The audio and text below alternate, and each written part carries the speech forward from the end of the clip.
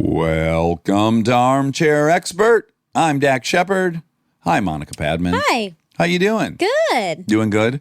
We're just coming out of an argument about whether or not I could land an airplane, but we're going to shift gears. Say that you couldn't land one. I said, I don't know who else is on the airplane. I stand by that. Yeah, you stand by that. And actually, I don't actually think I necessarily would land the plane successfully. I just think I'm your best bet. But see, that to me is a crazy thing to say when you don't know who else is there. How do you know you're your Well, we've best already bet? clarified that there's no pilots on board. Okay, so you think other than the actual person trained, that out of any other person on planet Earth. Yes, once you go to that civilian, once you go to the civilian population to land the plane, I think I'm a really good bet. Okay. I think you're a good bet too. I don't think you're necessarily the best person on Earth to fly a plane other than a pilot. Okay. Maybe not the best on Earth, but definitely top 1 percentile. So we are here to talk with our good friend Will Forte, who we couldn't be bigger fans of. So talented. For me, for my money, chips on the table, the sharpest comedic brain in America. Yeah. I'm going with Will Forte. I agree. I think he has the most clever, bizarre take on everything. Yeah, me too. Boy, that Last Man on Earth. I couldn't get enough of it. God, that's such all a of his show. sketches on SNL, they were so weird. I'm Tim Calhoun. Remember Tim Calhoun? Yeah. Anyways, Will Forte is here. That's really exciting. Another exciting thing is you will notice that our Armchair Expert theme song is going to be slightly different today because on Armchair, Chris Jameson re-recorded his own version of it, and we fell in love with it, so we're going to play it next. Please enjoy Will Forte and Chris Jameson. Take it away. We get support from Quince. Have you been wearing the Quince linen shirts?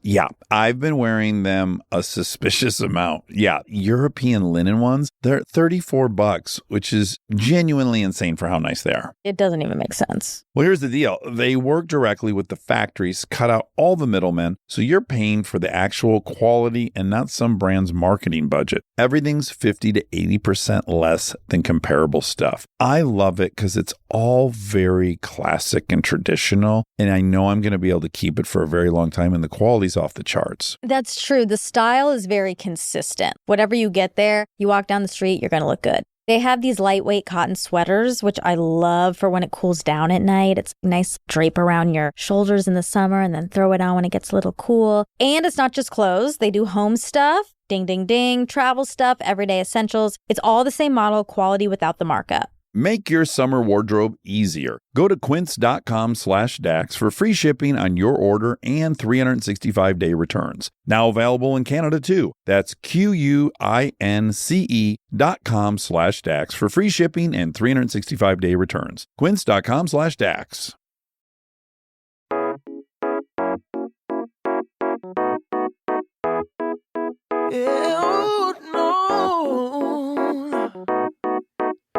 He's an armchair expert. He's an armchair expert.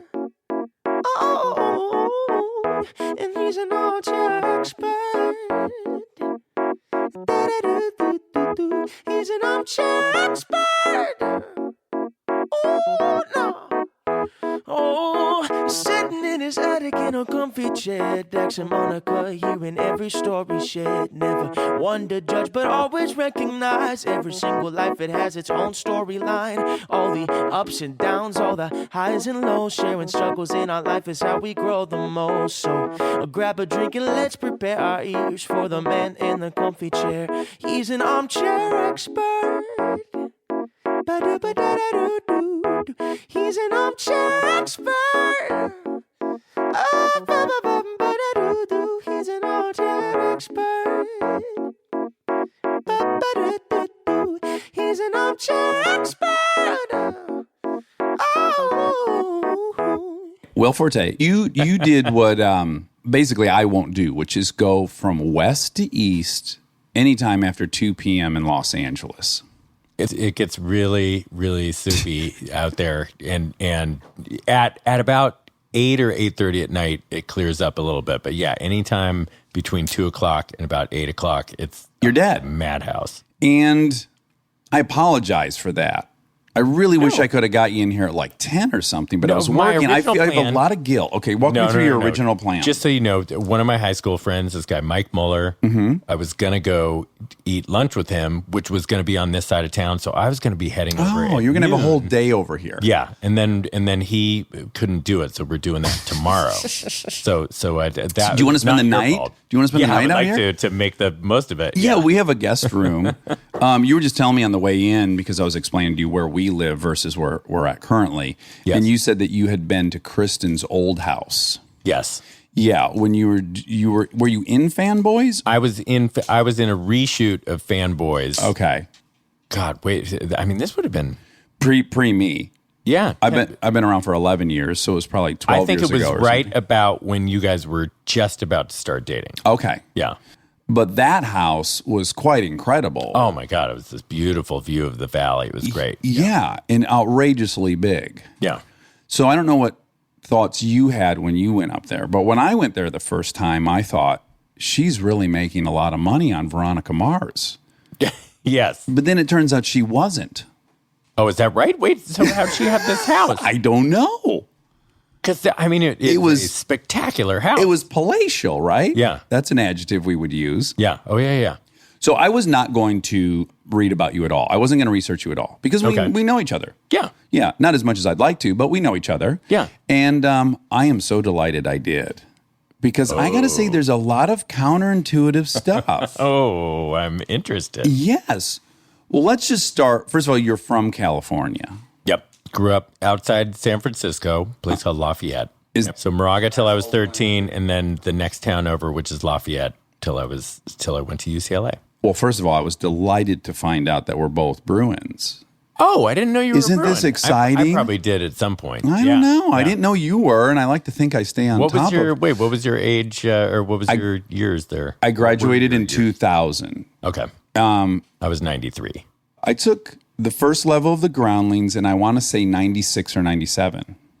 Oh, wow. And so I was going to Santa Monica Community College, and then also I would have been you were like a boss. still then. like Sunday. This would have been right before I was in the Sunday company. Okay. So I would have still been in the program then. Yes, and I was very aware of you for a reason that is so me, which is, and I'm jumping ahead now, but you were writing on the 70s show Yeah. in what year? But that would have 2000? been till 2000, yeah. Right. So in 2000, I knew that there was a groundling, you, Will Forte, who wrote on the 70s show, which I found that to be mind-blowing. Because mind you, I just moved from Detroit. So the fact that there was someone, in our little group there that I would see was like writing on the 70s show, I found that very impressive and interesting. Thank you. And then even weirder, the story I heard was you were writing on the 70s show and you got offered SNL. Well, you auditioned for SNL and you got offered SNL and you left the 70s show to be on SNL. But weirdly today I found out initially you didn't. Yes. Is that correct? Yeah. Because when I had heard that, when I was an aspiring groundling and I heard you were leaving that show as a writer to go perform on SNL, I thought, I want money so bad I can't believe he's going to leave what I at least assumed was less money. You were making more writing on the 70s show than you would have made on Saturday Night Live, right? Oh, yeah. Yeah, so I just, as someone who's dead broke, I was so in awe of that decision. It was a terrifying decision to me because the 70s show had... Okay, I guess that I have to jump back a Let's teeny go. bit. Yes.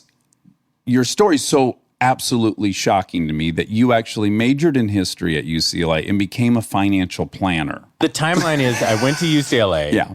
Graduated, had no idea what I wanted to do, so I just did what my dad did. Basically, I was on the very bottom floor of the financial industry. I was cold calling for this guy who was a financial consultant. It was not for me, but I also am, I wouldn't say lazy. I work very hard, but I guess I get comfortable in situations and I can justify things to myself, and I'll just stay in something that I know is not the right thing. Yes. At a certain point, he came up and said, I want you to be my junior guy. I want to groom you. Yeah. So I'm going to put you through the Series 7 And I realized, if I take the Series 7 is that test that you have to take, like taking your real estate license. Okay. And then you can Getting a real like estate buy license. bonds or something? Then you can just, you can do transactions. Can I add, because it's relevant, this was in Beverly Hills too. It was Beverly Hills. Yeah. Yes. Isn't that tasty, Monica? That Will Forte, Was doing our favorite financial- comedian, Yeah. was working in Beverly Hills Yeah. as Financial planning. Yes. I mean, that can't be Shock. common knowledge. I was just delighted to see that. What a weird start. For how long? It was, I had, for the last like year of college, I was interning there basically. And then for about a year and a half after college, like right, my first year and a half outside of college. But I just realized like, if I take this Series 7, I'm locked in because I'll feel too guilty to leave. This guy will have paid for this. So I just thought that was the impetus to get off my ass and like, It was now or never. because I was realizing, I think I want to try comedy. I think I don't know. You know, people always say, when did you realize you want to do comedy? I don't know. I just used to love SNL and I think I look back and I realized I probably wanted to do it forever. But because you would do weird things as a kid, right? Like you'd record yourself doing things. Yeah. Right? Did you do that kind of stuff?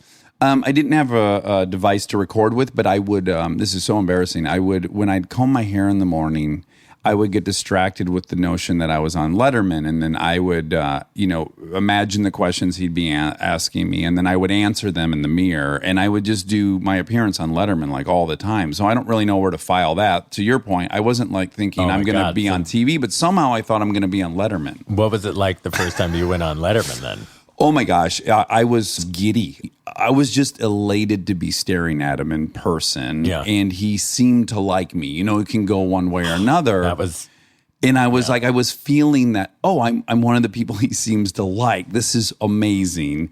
And I just was on cloud 9, you know. Yeah. It was, one of the highest moments of this whole ride has been that. Yes. I agree. Because I will say, You worked there. I eventually worked at Letterman. That was one of your... You know what? I'll because this other stuff will be pretty quick. Yeah. So my buddy Scott Thomas had told me about the Groundlings. Okay. And all the people owner who'd of gone Wendy's. through. Yeah. Yes. Scott Thomas. What was that and guy's Dave Thomas? Dave Thomas. Okay.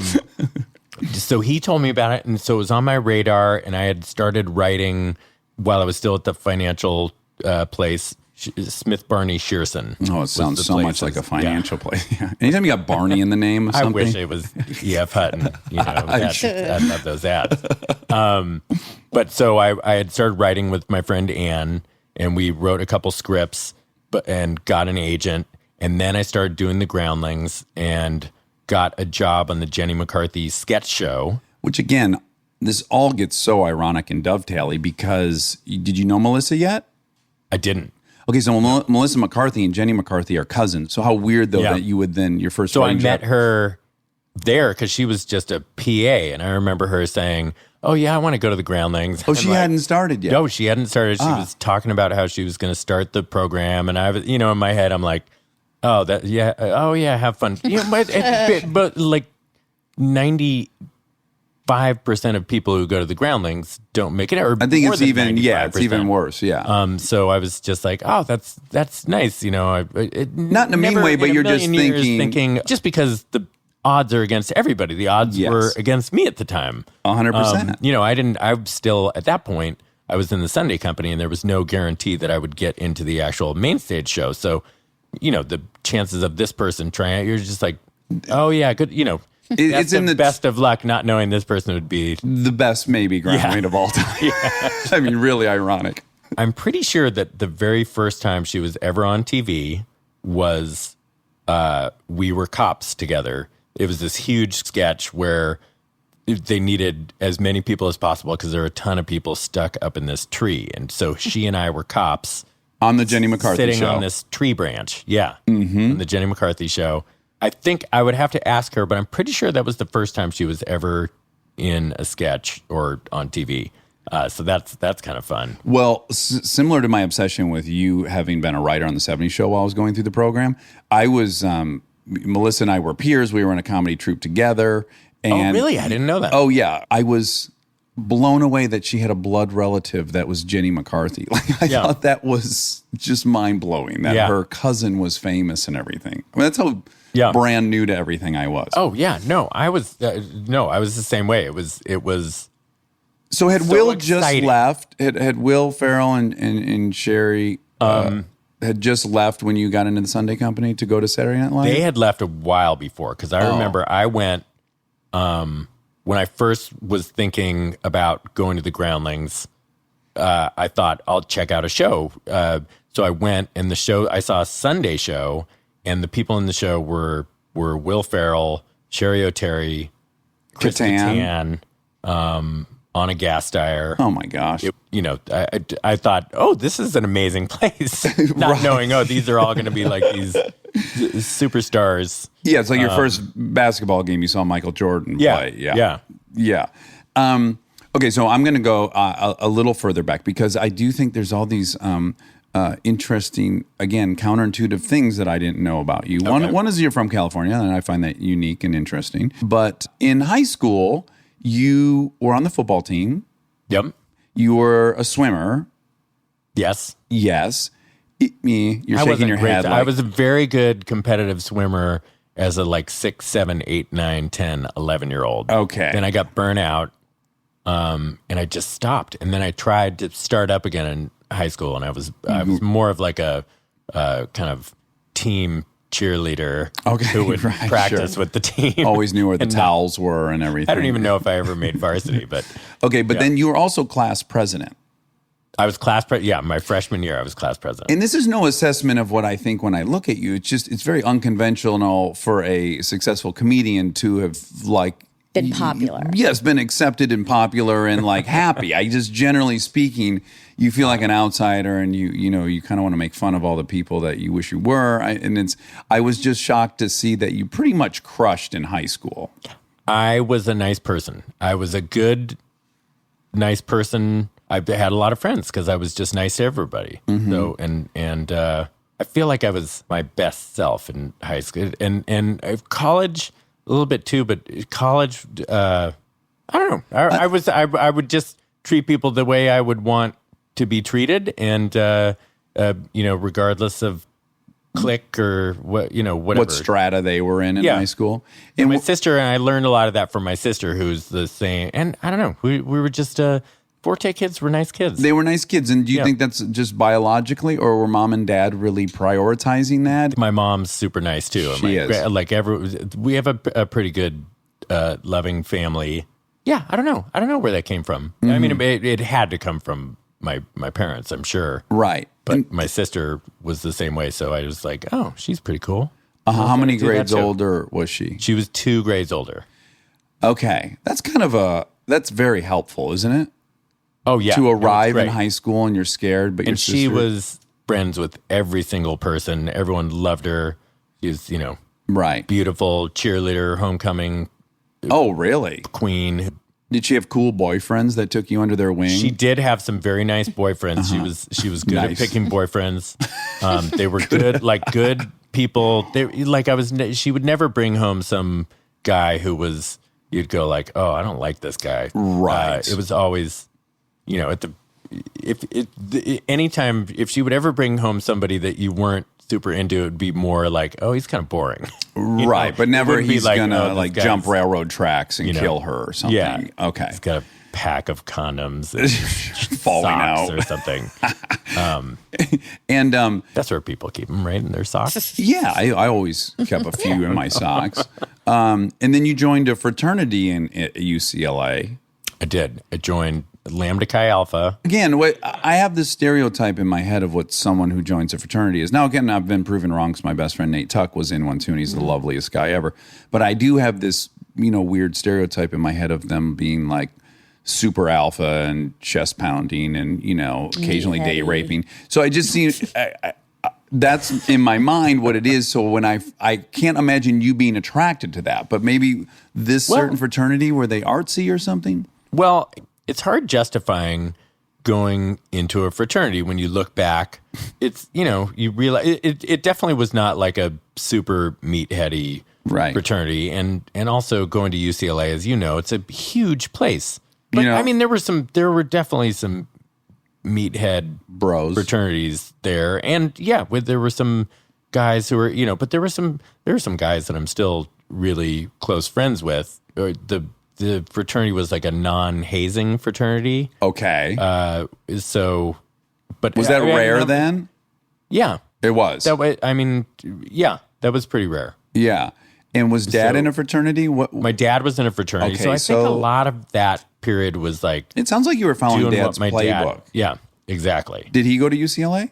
He didn't. He went to Dartmouth. Okay. Yeah, Well, that's a fine school. yeah. That's where I wanted to go to school. You did. I wanted to go there, and they wouldn't let me in, Really? even with. Because I it's got some good I was a pretty conscientious student, and did a bunch of extracurriculars and sports and stuff. So I don't think my SATs were great though. My SATs were okay, but it's like, really hard to. It may be marginally easier when you went, but it's very hard to get in UCLA. I mean, when I went there, the starting grade point was like 4.04. Most kids got more than a 4.0. Yeah, I was not excited to go to UCLA. I wanted to go to Dartmouth first, Stanford, which is where my dad went to business school. Wanted to go there second, or first, then Berkeley. And none of those let me in. And I went to UCLA kind of begrudgingly. And now I can't imagine having gone anywhere else. I loved it there. Well, also, do you think you would have felt as close to show business enough, kind of getting a sense of your personality, and you seem to play it safe a little bit, right? Yeah. It would be a big leap for you, say you had gone to Stanford and you stayed in Northern California, that you would have then moved to LA to pursue this. It seems convenient that you happen to be here, and Groundlings was a mile down the street. There is no way that I would be in this business right now if I did not go to UCLA, because it was hard enough to be down here, right where it's all happening and start. Right. Like telling my family was really hard, but if I had to include I'm also going to have to relocate to a different city. Yes. That just would have been one step too much. So I'm going to go take this class at the Groundlings was easier when it's this is not 400 miles away from here, but it's, it's just something you're 15 going to do miles. on a Tuesday night. Yeah. It's not that big of Yeah. a commitment. Yeah, really generalizing now. But when I think of you as a comedian, there are people that are just in constant search of attention. That's me. And then there are people who just have a very peculiar point of view that is comedic. Like, I think of you as such. Now, what's weird about that, I just think of you as mentally having such a comedic, offbeat, left of center point of view. Thank you. Yeah, but then weirdly, some of your characters are the level of commitment and how big they are kind of goes against what I'm saying. But just in general, when I've been around you in real life, you're not trying to crack everyone up. You're just a very sincere kind of guy, and you're not generally trying to get attention. I appreciate you saying that. Yes, I think it's the less common variety of comedian. I think you're a unicorn in that But way. I feel like as I was growing up, I might have been a little more outgoing and louder and more willing to do weird stuff that might get attention until I got work as an actor. And then I didn't want anybody to think oh, look at that guy trying so hard to get he's attention. always on. Yeah. Yeah. Okay, but so you go through the Groundlings and you become a writer on the 70s show. And you're pretty young at that point. So one more little thing. So Yes, I went please. from 70 show to Letterman. Letterman yes. was my second job, and I was terrified because this is my hero, and I was only there for 9 months, and I didn't do a good job. The show was slightly different. I'll say the show seemed to be a little different than the one that I had watched in high school. I didn't watch as much in college. Okay. And then they went over to CBS, and it just seemed to turn. It was a little less weird. Yeah, it was a little more mainstream at Yeah. 11:30, right? Yeah. So I was trying to figure out how to fit into their groove there, and I was not good at it. I didn't do a good job. So after 9 months, I got fired Well, before I want to hear what that experience is like, because I have to imagine it's soul crushing. But this is all feeding into eventually that SNL thing. okay, So then come back, went on this show called The Army Show, which went 13 episodes and out. Then I went to this show called Action, which there was quite a bit of like excitement about this show. And then for some reason didn't catch on, 13 episodes and out. Then I went to Third Rock from the Sun. I was kind of like I think it was the third season. I came in kind of toward the end of that, wrote till that show ended. And then they took me over because they were both Carsey Werner shows by the Bonnie and Terry Turner. So they took me over to 70s Show. you're pretty young during this period, right? Like Yeah, I would have been at the time I went to I went to SNL at 32. So I started at 70 Show at probably 29 or 30. Okay. And but then like Letterman, how old were you when you went Letterman to I write was on 27, 26. Yeah, that's pretty young. But Rodney Rothman was there. He was like 22, Oh, really? 23. And Carter and Craig, the guys who started How I Met Your Mother, who created that, they came straight from college. So they were 21 or 22 also. So there were all these young kids. So I knew it wasn't that I was too young. I don't know. I just wasn't. Did you like that lifestyle? Being a writer in a writer's room and then being on set for the show? I did. I loved writing. The only thing was it's just totally unpredictable. It's terrifying in ways because you don't know how long the show is going to last. So then when I'm at 70 Show and I was still doing these shows at the Groundlings every once in a while, Lorne Michaels came to a show, asked me to audition, and I was terrified. I was remembering back to the Letterman stuff and how Letterman was one of my all-time favorites. SNL was one of my all-time favorites. Right. Am I going to crush another dream? Right. That was your last. And you mix that together with the fact that 70 Show had just gotten picked up for 2 seasons. So you're like, you just don't have you're going to get kind 48 paychecks. Yeah. Yeah. How on earth do you turn that down? It's so rare in writing that you or any kind of entertainment job that you're going to have that kind of stability. It was a combination of the stability, but more than anything, it was that terror of what if I don't make it and then my dream is crushed. Yeah, you got to completely reevaluate what's next. But again, isn't there a part of yourself like there a humility side of you that is going, wow, you already have something spectacular, which is like a staff writer on a successful sitcom, and who do you think you are to now gamble something that is so fantastic on something that's so unknown? Were you having that kind of mental debate with yourself? Yeah. Oh, totally. And by the way, the 70 Show was the best job of all time. Yeah, we'd go in at 10 and leave at 4:30 or 5. Oh, wow. Every day, which is unheard of for comedy writing jobs. So you, at a certain point, you did audition and you got offered the job on Saturday Night Live as a... Yes. Yes. And did you initially turn it down? I said no. Oh, my goodness. Wow. Oh, my gosh. Because I was scared. Yeah, Yeah. scary. But I was like, to my friends, I was like, yeah, I don't know. I'm just, whatever. I think I'm going to make my own short. This is before YouTube or anything. So you're like, I'm just going to make my own short films. And I was so dumb. And then Mark Brazil at 70 Show, like you said, how do you leave this show? What if he was the one who took away the thing that scared me, which was, he said, go and audition. If it doesn't work out, you got a job back here. Oh, how wonderful. And I didn't, that was the last thing I wanted him to say, because I wanted the excuse that, yeah. So I went and auditioned and then got How the nerve-wracking job. is that experience? Oh, it's terrifying. I can't imagine. It's terrifying.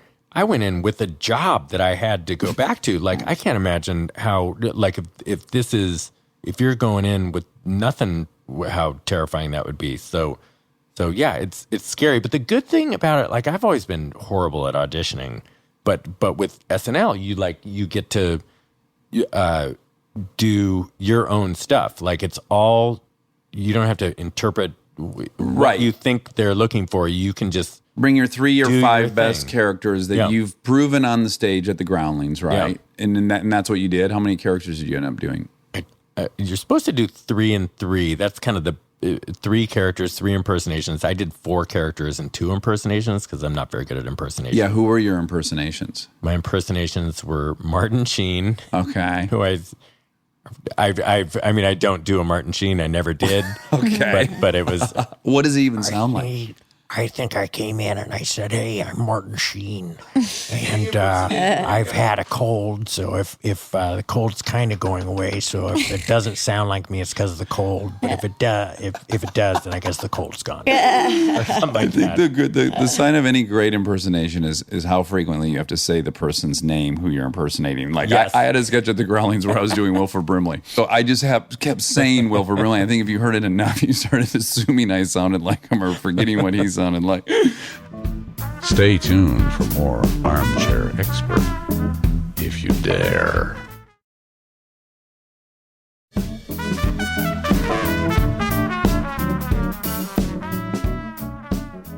You know, that's the other day we were talking about Wilford Brimley because I brought up the fact that Roy Orbison, how old would you guess Roy Orbison was when he died?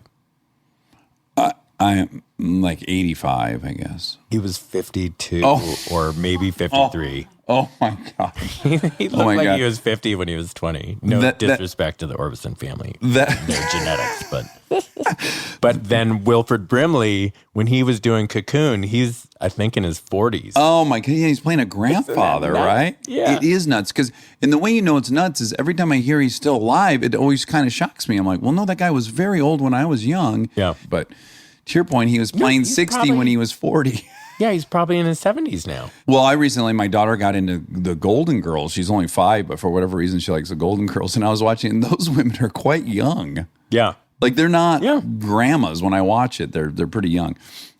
But who was the other? I'm sorry, Monica. No, you were I gonna was say? just going to make sure we got the other impression in. Yeah, it that's was exactly what I was gonna say. Michael McDonald, which I know everybody does Michael McDonald, Well- but I made it into a weird, I said I'm Michael McDonald and I did a mashup of I don't think I used the term mashup because I don't think that was a thing back then, but it was like I just kept going taking it to the I'ma be there. But I'm taking it to the. It's just like this just segueing back and forth in between those two songs forever. Yeah. And then I came back a year later, and the only impersonation I did was Joni Mitchell.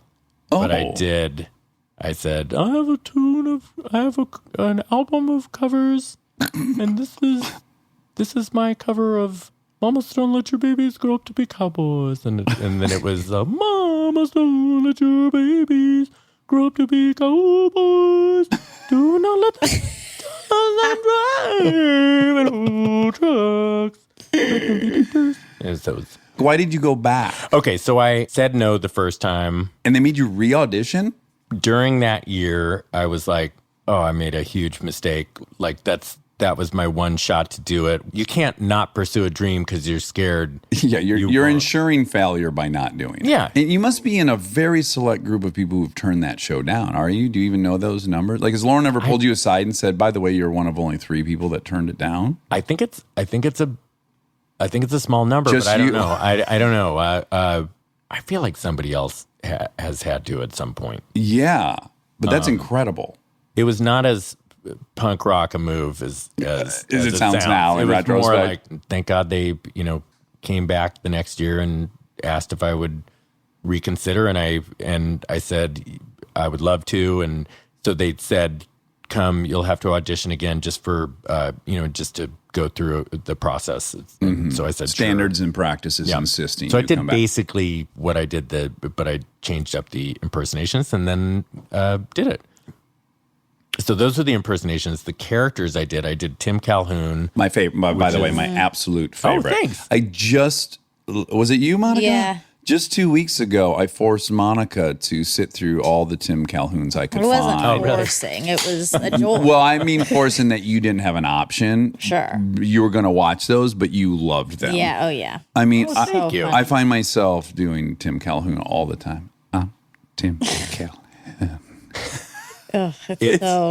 Where did Tim Calhoun That was the best thing to get to do that on the show because it was one of the first things I did, and it's a nervous character, so like it didn't matter if I was nervous as hell to do it. So it even was having done the Groundlings for so long, it's still just you do it a ton of times, but you still go, oh, what if it just doesn't translate?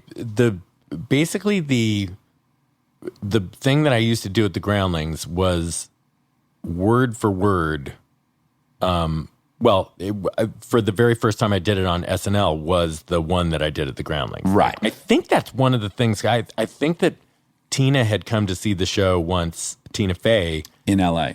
Before Lauren had come and had seen the show that I did, Tim Calhoun, and then I had also done one of the other things I did in my audition was this thing called Goldman. Goldman, those people all dressed in gold. And I'm standing on this pedestal and people come up and they're putting money in and I'll do a little movement. It says dollars make me move. And then a robber, they all go to watch Sword Swallower. And then a robber comes up, takes all my money and takes off. But I'm stuck there because since they didn't put money in, I can't move. Sure. So I'm waiting. Finally, somebody comes back, puts in $1, and I take off to try to find this person. They're long gone with all my money. So I get back up and I'm super sad. And then this little kid comes with the dad and says, "Daddy, why does he look so sad?" And he says, "Maybe if you give him $1, he'll tell you. Maybe if you give him $2, he'll tell you in song." The robber used to be Jim Rash, by the way. Yes, one of the greatest of all time. Sometimes Nat. We would all switch around. And Maya was in it. Maya would be Maya Rudolph. We had a great group back then. Oh, my God, It was such a group. But anyway, so I sing this song about how hard it is to be a gold man. And then it's this real feel-good song. And then at the very end, I say, like, your heart of gold, but it don't make me no saint because I got a little secret. I suck cock for my face paint. And all these people who are like dancing behind me just start looking at each other. And then I keep singing and they drop out. Heart of gold, I suck cock for my face paint. I suck cock for my face paint. Cock. Face paint. I suck cock for my face paint. I suck that cock for my face paint. Face paint. Cock. Face paint. Face paint. Cock and face paint. Cock, cock, cock, cock, cock, cock, face paint. Cock, cock, face paint. Face paint. Cock, cock, cock, cock, face paint. Face paint. Cock, cock, cock, face paint. Cock, face paint. Cock, cock. Together at last in a heavenly union. And it's just like it just devolves into just cocks and face paints. Uh-huh. And so I did that for my audition. That was the very last thing I did in my audition at SNL. And I walked off the stage and Lauren was standing there and just said, "Thank you for coming." And I didn't know what to say, so I just said, "Sorry about all the cocks," and then just walked out. And then the next thing I heard, I had gotten the job. Well, you have like some themes in your comedy, and one of them I identify so much with is you seem to have an OCD with singing and songs. Is that true?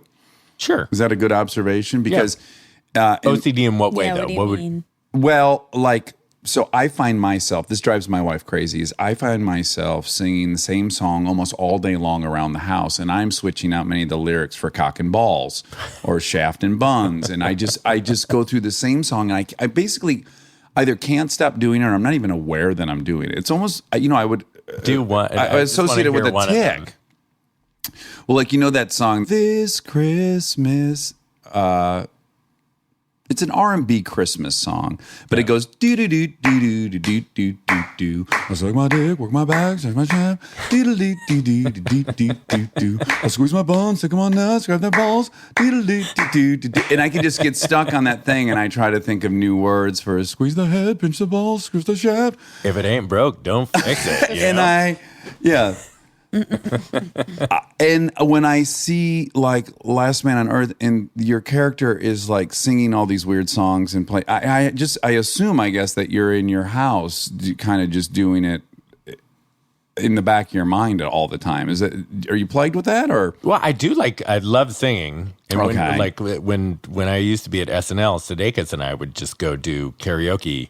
God, every other night, maybe every night sometimes. Toward the end, we were just going Couldn't to stop. private rooms and just go Private rooms. Oh, yeah, just the two of us. Sometimes, most of the time, just the wow. two of us do a couple of our favorites to warm up and then just deep cut it. Yeah. So you love singing. Did the word OCD, was that triggering? Because I feel like, the saying is a fisherman always sees another fisherman at sea. Okay. I don't know that saying, but It's a great one. I'm OCD. Well, I used to be very, very bad OCD in high school or junior that's high, interesting. elementary. Yes, I had all these crazy rituals I did. And, like what were your things? I'll try to give you the condensed version because I've done it on here too many times. But my shitting ritual was I had to be bare naked. I had to put my feet on the bowl and squat. And then I had to do everything twice, and I had to take the toilet paper and walk out of the bathroom and touch the wall in the hallway. So you would shit twice? No, I would shit, and then it was time to wipe. And for whatever reason, I had to take the toilet paper out of the room, touch the bathroom wall, come back. But then I had to do, mind you, I'm naked, so I got to look in the hallway and make sure none of my family members And know this this. is pre-wiping, so you got to Yes, yes. This sounds it's like a great observation. inefficient. No one. dirty. I've told that to many people, and no one's pointed out the fact that I was walking with sticky buns, which is a great thing to think I'm of. sure everyone's thought it and Just didn't say it. said it. But I would have to then do that twice. So then I would have all this toilet paper, and then I'd feel very guilty that I'm wasting so much toilet paper. Yeah. And I licked my fingertips all the time. I didn't think anyone knew, and my sister yelled at me for doing it. Yeah. I would get into weird things with my eyes where I had to blink my eyes a lot, or I had to stretch my nose, or just a million of them. Yeah. And in fact, it wasn't until I started smoking cigarettes that they started dissipating. But I still have some weird things, and I do some things kind of compulsively. It's really interesting because my stuff didn't. I read a book about OCD, and it is interesting because it says basically it's in you, and it just there's some inciting traumatic thing that brings it out. Mm-hmm. So I think a lot of people, I think most people have some form of it in them, but some just have it worse than others. But like mine didn't come out till I think after college, it might have come closer to when my parents got divorced. They got divorced in like 93 or 94. And that was a big deal because at first I was telling myself, oh, well, at least they didn't get divorced when I was younger. This will be easier. But then there's something scary about like, you don't know what you want to do with your life. It was right as I was graduating, and I had that weird job. Yeah, before I was like, oh, I don't know what I want to do, but at least I got this family, this wonderful supportive family, and then all of a sudden that's exploded, and I feel like that must have triggered something. Yeah, because this probably a safest part of your life is returning home for Christmas, for holidays, and it's that unit. Yeah. And now you're going to be the one place you have to go feel very safe and not scared is now changed. Yeah. Yeah, it's weird. So I'd always heard that too, is that it starts when your life is out of control in some way, and then it's something for you to control. Of course, you're not completely unconscious of this, but mine started with the arrival of my first stepdad, who was a terrible person. So I can definitely see it makes sense. But I was talking to a psychiatrist, right? And I was in his office, and his office was organized in a way that was borderline serial killerish, right? And so I said to him jokingly, it's not my place to say this, but I'm assuming there was some period of your life where you were maybe a little out of control and you maybe a little OCD or something. I make some kind of joke about it. Yeah. And he goes, well, it's not. That's what everyone always thought. He goes, but there's much more proof now that it is an area of your brain that is kind of overdeveloped. And then I was watching 60 Minutes on people with super memory. I don't know if you know about these people. Mary Lou Henner? Yes, Mary Lou Henner. I really want to read her book, but keep going. I could talk about super memory for the rest of our lives. Yeah. Yes. Well, what they found is that people with super memory, almost without exception, they are all also OCD. So even Mary Lou, her closet is insane. They showed it on 60 Minutes. So whatever, they figured out the area of your brain that is also really overdeveloped for memory is also contributing to this OCD. So I think there's a lot of components to it, I guess is what I'm saying. But it's really interesting because I hear your stuff and none of that stuff is what I have, but it makes total sense to me. What My are stuff yours? is more like it's locks. Do you want to tell me the one first, or you want? No, I want you. I keep hijacking your thoughts. I'm sorry. Oh no, God. It's stove for sure. Checking in some kind of rhythm of fours. Mine's fours, not twos. Okay. And making sure it's off. Making sure it's off. And I never use the fucking stove. Why not just turn the gas off for it? Yeah, I don't know. I could just have the stove removed. I mean, I don't use it. Never have. I've maybe used it twice, and I've lived in my house for 16 years. But you'll get out of bed to double check it. And stuff? Now I'm much better now. Okay. I get much better.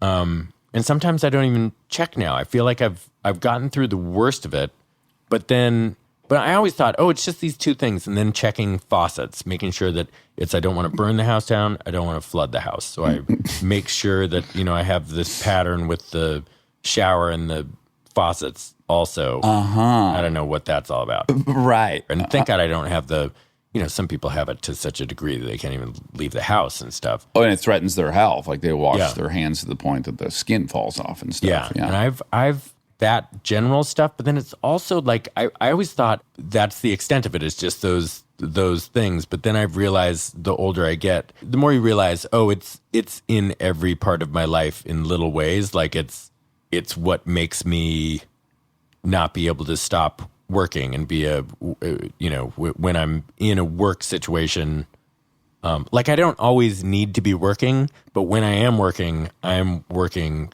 You can lose sight of everything else. Yeah, and like, or like doing a jigsaw puzzle. That's the dumbest thing, but like, if you put me on a jigsaw puzzle, goodbye civilization. I don't know anything exists except that jigsaw puzzle. On New Year's once, I think it was the Millennium, and I'm doing a jigsaw puzzle, and then I had to go to the bathroom, and I came out, and they had just destroyed the jigsaw puzzle because I had not been part of the group for like a day and a half. Oh my goodness! And New Year's was approaching, so they're like, "We got to destroy this." Yeah, the thing I heard about you, and I don't remember the specifics of it, but I heard you have some kind of, when you're saying goodbye on a phone call, there's some kind of repetition or OCD. Do you know what I'm talking about? I would say more than that. I'm now really nervous that I just said something that hurt your feelings and that you have no idea that you... No, not at all. The thing that I for sure know, and I don't think I'm not as locked into this as I used to be, but it used to be that when I was like at a party, I had to say goodbye to each person. Maybe not strangers. That's maybe what I heard. No, but it would be like if you came with me to a party and you're like, let's go, we got to, good luck getting me out that door. It's like a half hour situation of, making sure each person I talk to that night has a close off. Right. A nice thorough so just goodbye. in case I die on the way home, it's like, I remember our last conversation. And that is my absolute biggest pet peeve, I gotta say. Really? If I would never go to you, I would never ever ride with you anywhere ever because of that. Better. You have gotten better, yeah. Because I just leave. I cannot stand saying goodbye. I hate this. Yeah. This obligation to wrap everything up. Yeah. Like we saw each other, we did this, and now I'm gonna leave. Like that whole thing, I find so exhausting, and it makes me feel so awkward. Well, now I just leave. Yeah, I feel like I'm trying to do that too. I'm trying to be better to myself and just absolve myself of that kind of stuff that I'm hanging on to. Because I think through and I go, if somebody didn't say bye to me at the end of the night, I don't get mad at them. No, ever. So now I've kind of gone the other way, and it's like I'm just gonna sneak out. Yes. What do they call? They called us something goodbye. Ghosting. the attack. No, they call it like some Irish- nationality, an Irish Irish goodbye? goodbye or some kind. Yeah, they've linked some ethnicity to it. Yeah. And I always say to Kristen, like right around, it's fucking French goodbye. Let's get out of here. I never have the right one, and I never say the same one twice. Let's do an Israeli goodbye. But Let's I just leave. think I'm Okay. better. I'm better. Yeah, And I'm better with everything. I'm trying to, you just try to break the patterns and you realize the world is not going to end. Was yours linked to superstition at all? Like, because mine were all, if I didn't do those things, I was going to have terrible luck.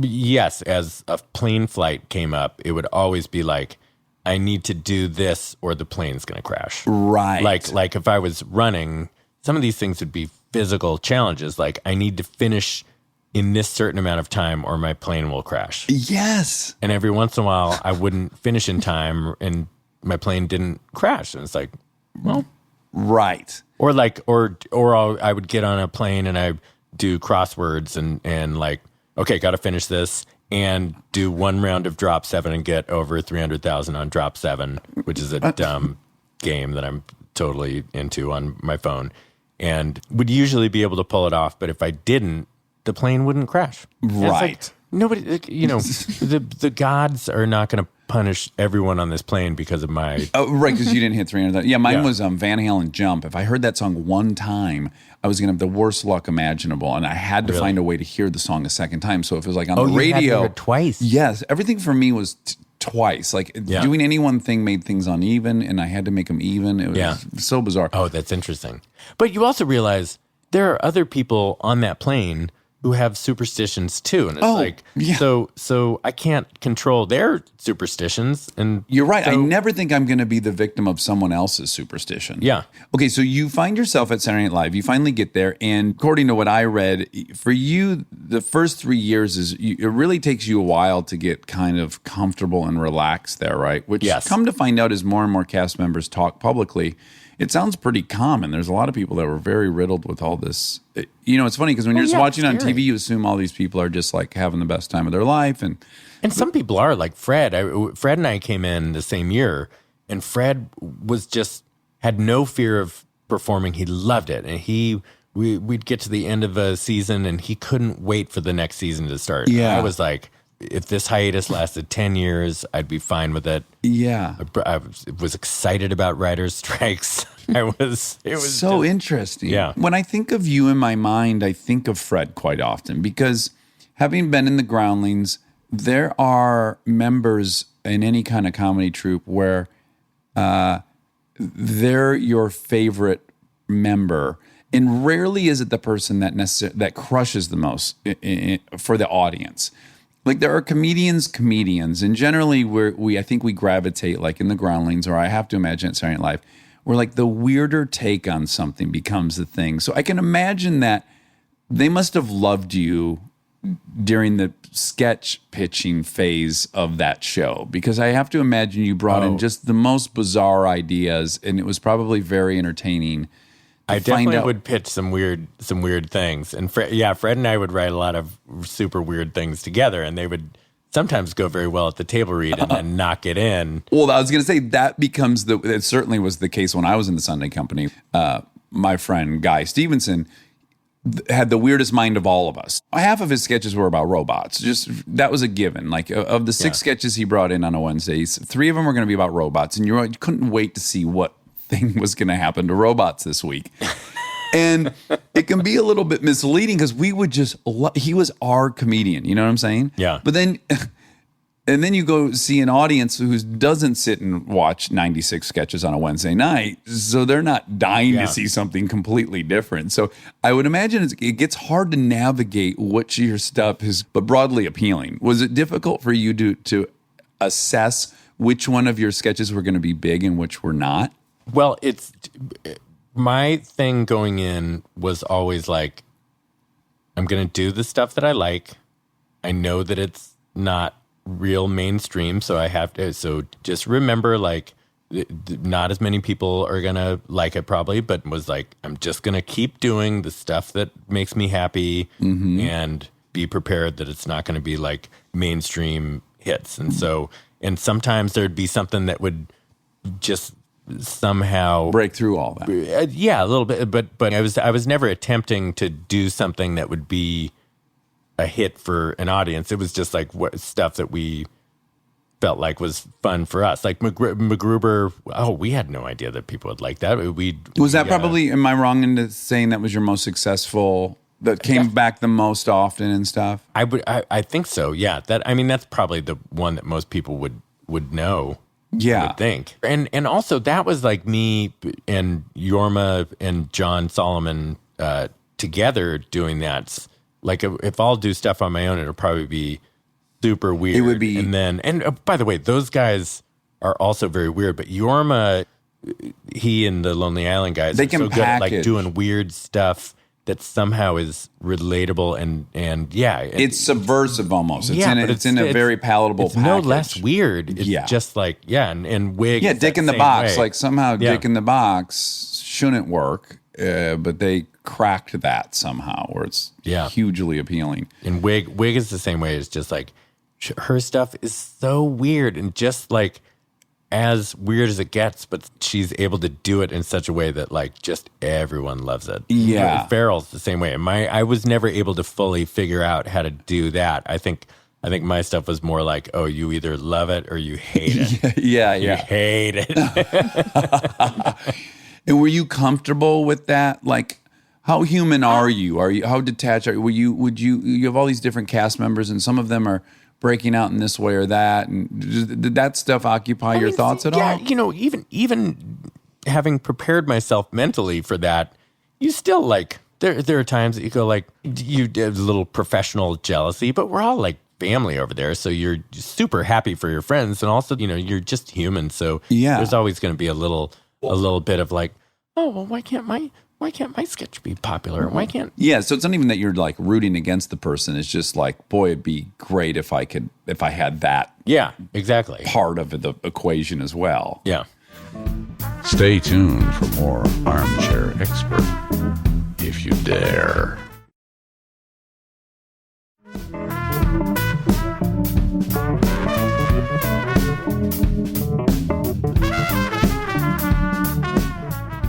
And then, so you were there for 8 years. When did you do MacGruber, the movie? We started doing the sketches, and then there was a certain point where Lorne said, Pepsi has approached us about doing an SNL Super Bowl commercial for Pepsi. I think MacGruber might be what we should do. And we were very excited about that. Because at that point, Wig was on the show, Hader, Sandberg, Fred, like Maya, all these people were on the show. And so I think when Pepsi then heard, oh yeah, we want to do this Forte thing, Pepsi then immediately was like, you know what?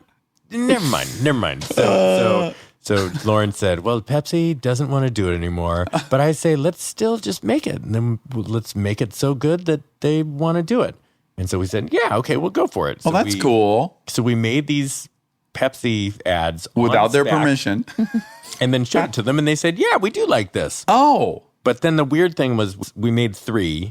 We should have just made 1. The first one was so obviously like this great reveal of Richard Dean Anderson, a great reveal of it was just like, that's the one you go with. Then there's the second one, which is just the continuation of the story. So it starts in from this story that you are set up with in the first one. And then this third one, which is just crazy. And it was like, oh, well, we'll let them have those 2 if they want to put them on a website or something like that. Yeah. And then they, at the last minute, said, oh, we're going to do the second one, which didn't make any sense. But except the only thing I can think of is that we say Pepsi a lot more times. Okay. But it's like, so obviously the first one is the one to go with. Right. Anyway, we end up getting this commercial on the Super Bowl, which was very exciting. Of course, it's a third of the country's watching this thing. And this was a Super Bowl that was close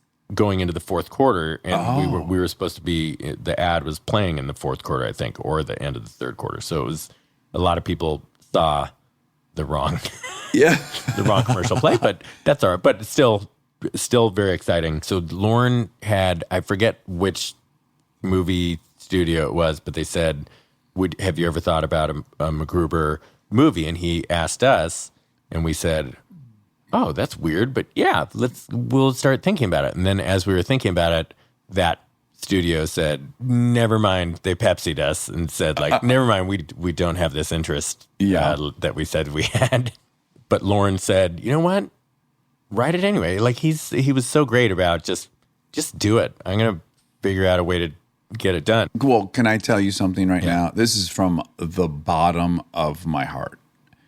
That movie has gotten me through so much stuff because Really? I promise you, because I loved that movie. You can't imagine how much I love that movie. It is the perfect comedy. And when I have had disappointments professionally, I say to myself, literally, it comforts me so much. I go, you know what? If MacGruber didn't make $300 million, like that movie is perfect. It should have made $200 million. And I take so much comfort in the fact that like, it's not actually a statement on how good the thing was. Sometimes just great movies don't make any money. And I always think of that movie. I always do, because I went and saw it opening night. The fucking sequence where you guys take 25 minutes to assemble the A-team. You meet all these characters, all their unique things, and then at the end of it, you put them in one van and blow them all up. And I go, oh my God, these guys, this is the greatest, bravest. They just literally wasted 25 minutes of a movie for a single joke. I admire that movie so much, and so often when I'm feeling bad for myself, I think, oh, boo-hoo. Forte made MacGruber and it didn't make money. Like, if that movie didn't make money, how bad can you feel? Didn't make $200 million. We didn't make $8 million. Right, but it was, I always think of that just to go like, how bad can you feel for yourself? Forte made a perfect comedy and it didn't make a ton of money. So it's okay. That's so nice of you to say. I constantly am referencing. It was a really good lesson, though, to go through that, because I had gone through something else. Brother Solomon? Yeah, I did. Like there were things in that. It didn't quite turn out how I wanted it to. And it was the first thing I had ever done. And so I didn't really have any control over it. And I love that movie, but there's a lot of stuff in there that I feel like if I had another crack at, I would do a little differently. You wouldn't be arrogant to say, I'll say it for you. You actually don't have the brand of comedy that benefits all that well from collaboration, if I can just say. You have such a unique point of view that the only shot it has is that you at least executed exactly how you imagined it. Oh, that's nice of you to say. But truthfully, like there's certain comedy that works really well in collaboration or certain points of view, but yours is so specific. I don't think it benefits from having someone else come in and kind of put it through another lens. That's that was a hard that's interesting you say that, because I guess that does kind of make a little bit of sense, because MacGruber, then Lorne wrapped us up in his arms and basically was a bull, just a shield, fighting off everybody and letting us do what we wanted to do. And Jorma and John and I, all three, kind of share complementary sensibilities. And so we were able to get it exactly how we wanted it. And Brother Solomon bombed in the same way that MacGruber bombed, but MacGruber was an easier pill to swallow. Yeah, because you at least made the thing. There's nothing I would have done differently. Yeah. I'll never have that feeling of like, oh, what would have been if this happened or this happened. It's hugely comforting to at least made the thing you wanted to make. Yeah. And in fact, if you've got to prioritize, you'd be better off, I think, walking away with something that was exactly what you set out to do. Yeah. Versus a movie you didn't love and it made a ton of money. I think just for your life, it ends up being more comforting. Yeah. That's funny you say that, because I've never made something that made a bunch of money. So, right, that wasn't what you wanted. I don't know the aspect of it. All I know is like how comfortable I am with bombs. Right. So. But what's great is you're not breakable. You keep going, which I think is so much more admirable than someone who just, pulls a horseshoe out of their ass every time. But I don't know. I mean, I just got super lucky, because after MacGruber bombed, it was very similar to how I felt about after I bombed out at Letterman. It was like, I think it's time to leave SNL because I was turning 40 or had just turned 40. I had been there for 8 years. And it's like, there's no way I'm going to make another movie based on an SNL character. And at some point, I'm going to have to leave. So it just made sense to But it must have been terribly scary because you're now leaving the thing that you've done for 8 years. Yeah. And so you go, what's next? Well, we all know what's next when you leave SNL. It's to do movies, but you just found out you're not going to be doing those. Yeah. Right? Yeah. And I made the decision after the movie bombed. I have to imagine you were checking your fucking stove nonstop during this period. Were you not? Yes, I was. That's very funny. I was. But I wonder, I feel like in your position, it'd be easy to be critical of you and go, well, you should probably have been the third lead of a bunch of movies and worked your way up to being the lead of a movie. But I would say that you really couldn't do that because the things that you write truly require that you play the character because they're so specific. It's not like you could have plugged someone else into MacGruber. You couldn't have turned that over to someone else. I don't think it would have worked. No one. The reason I like Last Man on Earth so much, and I use this argument all the time with when Monica and I are talking about comedies and which ones I like and which ones I don't. The ones I'm most drawn to are ones where nobody else could play the person. Like if a show you could plug anyone into because just the dialogue's really funny, I'm for whatever reason less interested. But like when I watch Master of None, I go, well, only Aziz could play that person. There's no show without him playing that role. Yeah. And likewise, Last Man on Earth, I couldn't do that. I couldn't have been the lead of that show. Nobody could. The show is your madness. So we love it. Oh my God. Oh, thank you. No, I loved it in a way where I was like mad at you. Yeah, it was too good. Like when I watch you, I can't do what you do. I couldn't predict what was coming, which is the best feeling when watching a comedy. I don't know what's coming next. And then the things you're doing, you could have put me in a writing room for 15 hours. I wouldn't have thought of it. It's such candy if you're into comedy. Yeah. Thank you. It's so much for saying bonkers. that. Now, It's really, yeah. Having had a couple of hits, taken a couple of arrows, how do you end up with your own show on Fox? The plan was just like, see what happens acting wise. Worst case scenario, I go back to writing, which I loved. And that whole process is frustrating and exhilarating. It's so much fun. It's like a little jigsaw puzzle, every script you're writing. So it appeals to my OCD. Mm-hmm. So I knew that. And then, when I left SNL, there was no part of me that was like, well, this is the obvious step. Like people are gonna. There was no demand for my acting services. So I spent a year just kind of not doing anything. Kind of by choice, but nobody came a calling right either. And then Sandberg called up and said, "Oh, Sandler wants to know if you would do this part in the movie," and it was so nice of him to include me in this. So I did a part in That's My Boy and had a blast. And then did a little part in the Neighborhood Watch movie. With Akiva. And so I was so thankful to those guys. And then out of nowhere, Nebraska job comes up. Yes. Did that blow your fucking mind to be the lead of an Alexander Payne movie? I mean, by the way, after the year you had, there's no way that's what you're thinking is going to happen. I had put myself on tape when I picked the ones that I was going to send in of each scene. I thought, I'm not super embarrassed of this. This is not embarrassing. To me, it was, I sent it off and I didn't think for another second about it because there was no way I was going to get this job. I didn't hear anything for like 6 months and I had gone on a trip to Jamaica and I got back and then weird really quick. No, was that? Do you think Will goes to Jamaica? Go ahead. I guess I wouldn't have expected. Well, I was going to go somewhere else and this travel agent said, "Oh, let me." They said there is this place in Jamaica that's amazing. This hotel. Hedonism It's called too. the Jamaica Inn. It's like Kristen like a 40s. was there. Kristen was there for the when movie. she did the boat movie. Yeah. And you loved it. I loved it. You'll be back. No, there are other places to go. Now I'm super into Ireland. Oh, Yeah. okay. I love Ireland. You've already been. I've been a bunch of times. Like you love it to the point where you would consider having a little tiny house there or something? Yes. Really? Yeah. Do you like drinking? I used to. Okay. used to. I've stopped. You have? Yeah. For how long? Recently. Oh, really? It's been like 6 weeks. 6 weeks? Yeah. And how are you feeling? Awesome. Awesome. It's the best. Yeah. I wonder why I don't think you know this about me, but I haven't drank in 14 years. And I did know that okay. because the person that I was talking to said they were listening currently to your podcast. Okay. had said that. Oh, it's my friend Lindsay.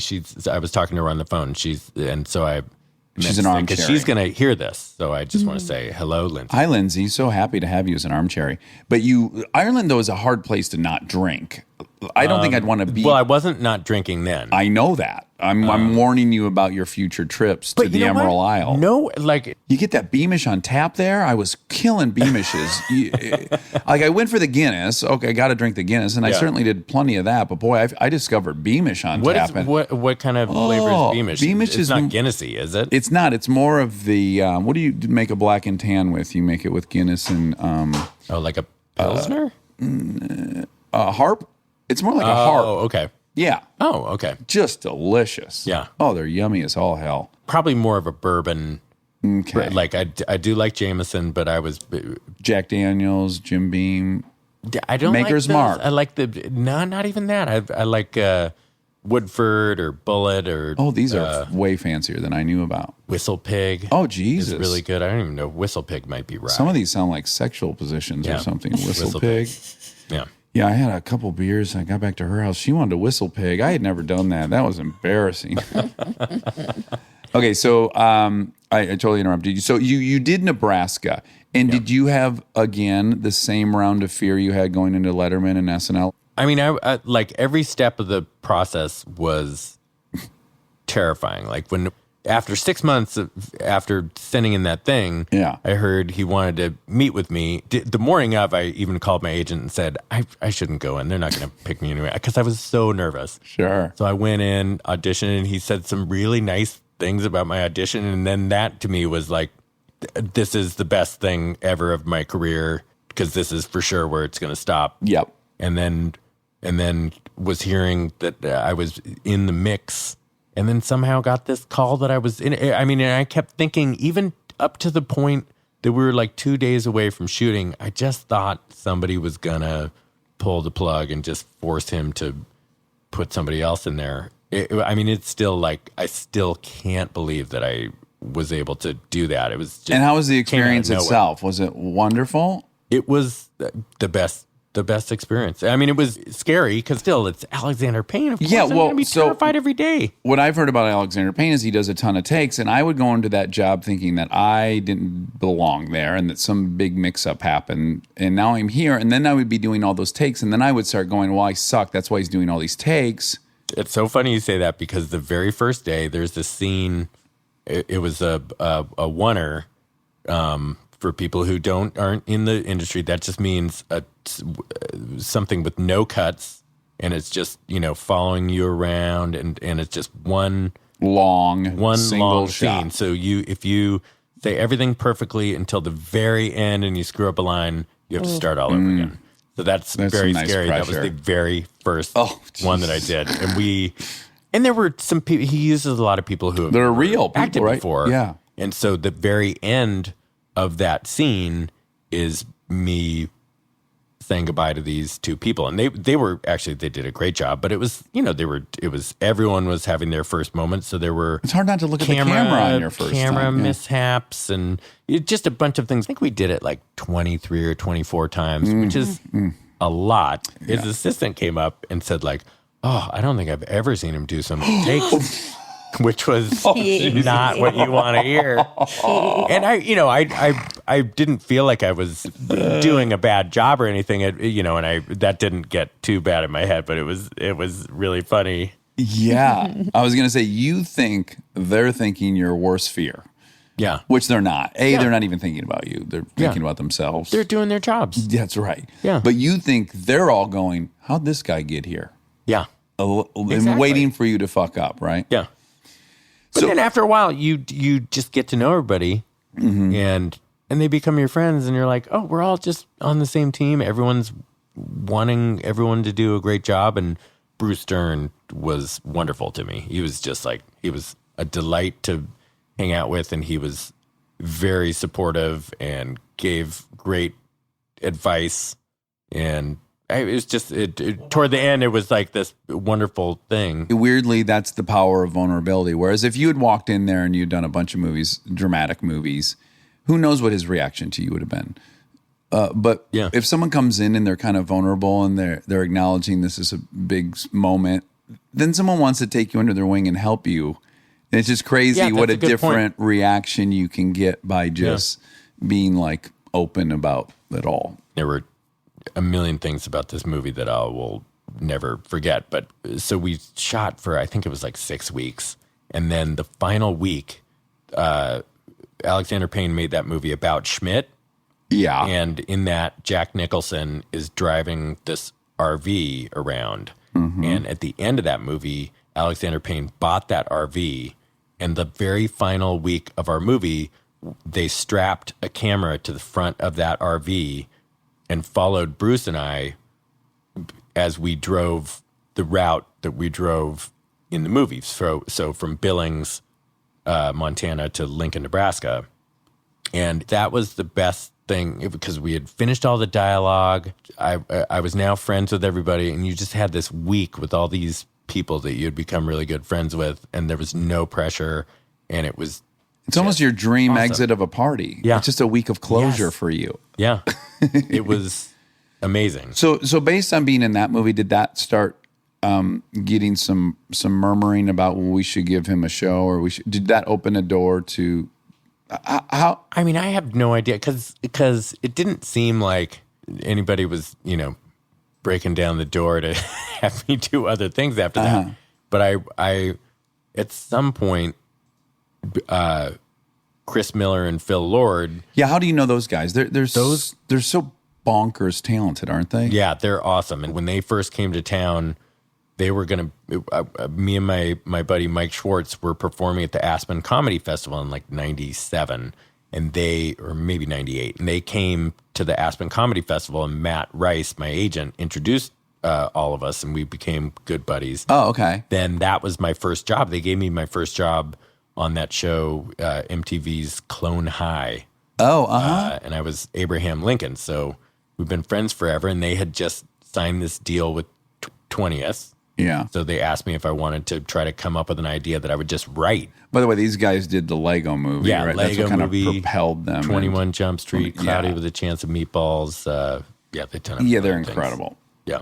In your show. But it was your idea or theirs? Or you guys all worked on it together? Well, we all came up with the premise together. We had a bunch of notebooks, and interestingly, we both had Last Man on Earth ideas. Oh, wow.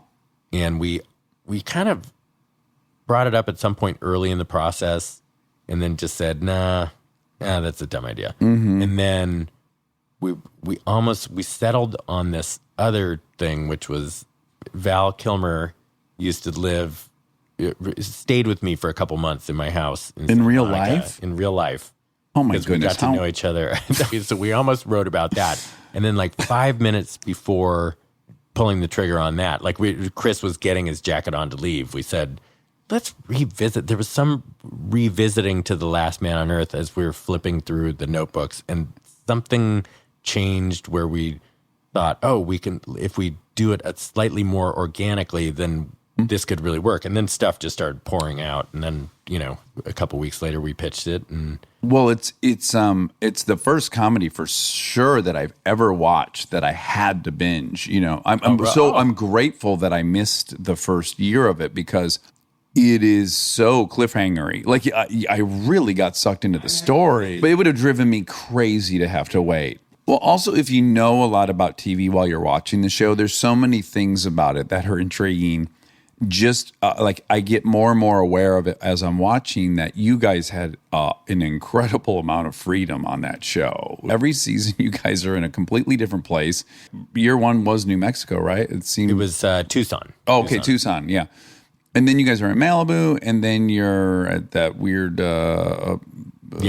industrial complex. Yeah, like San Jose. Yeah, and then you're on a boat. I mean, the fact that you guys were allowed to you never got anchored down to some stage they built was in itself. I was like, oh, this is so refreshing. There were so many little elements that aided in it being as original and unpredictable as it was. They were. I mean, we would have to fight sometimes for that stuff because it was, it is very expensive to keep rebuilding those new things. So we would have to, they were always so great to ultimately capitulate. The right word? Yeah, it is. Change your position. But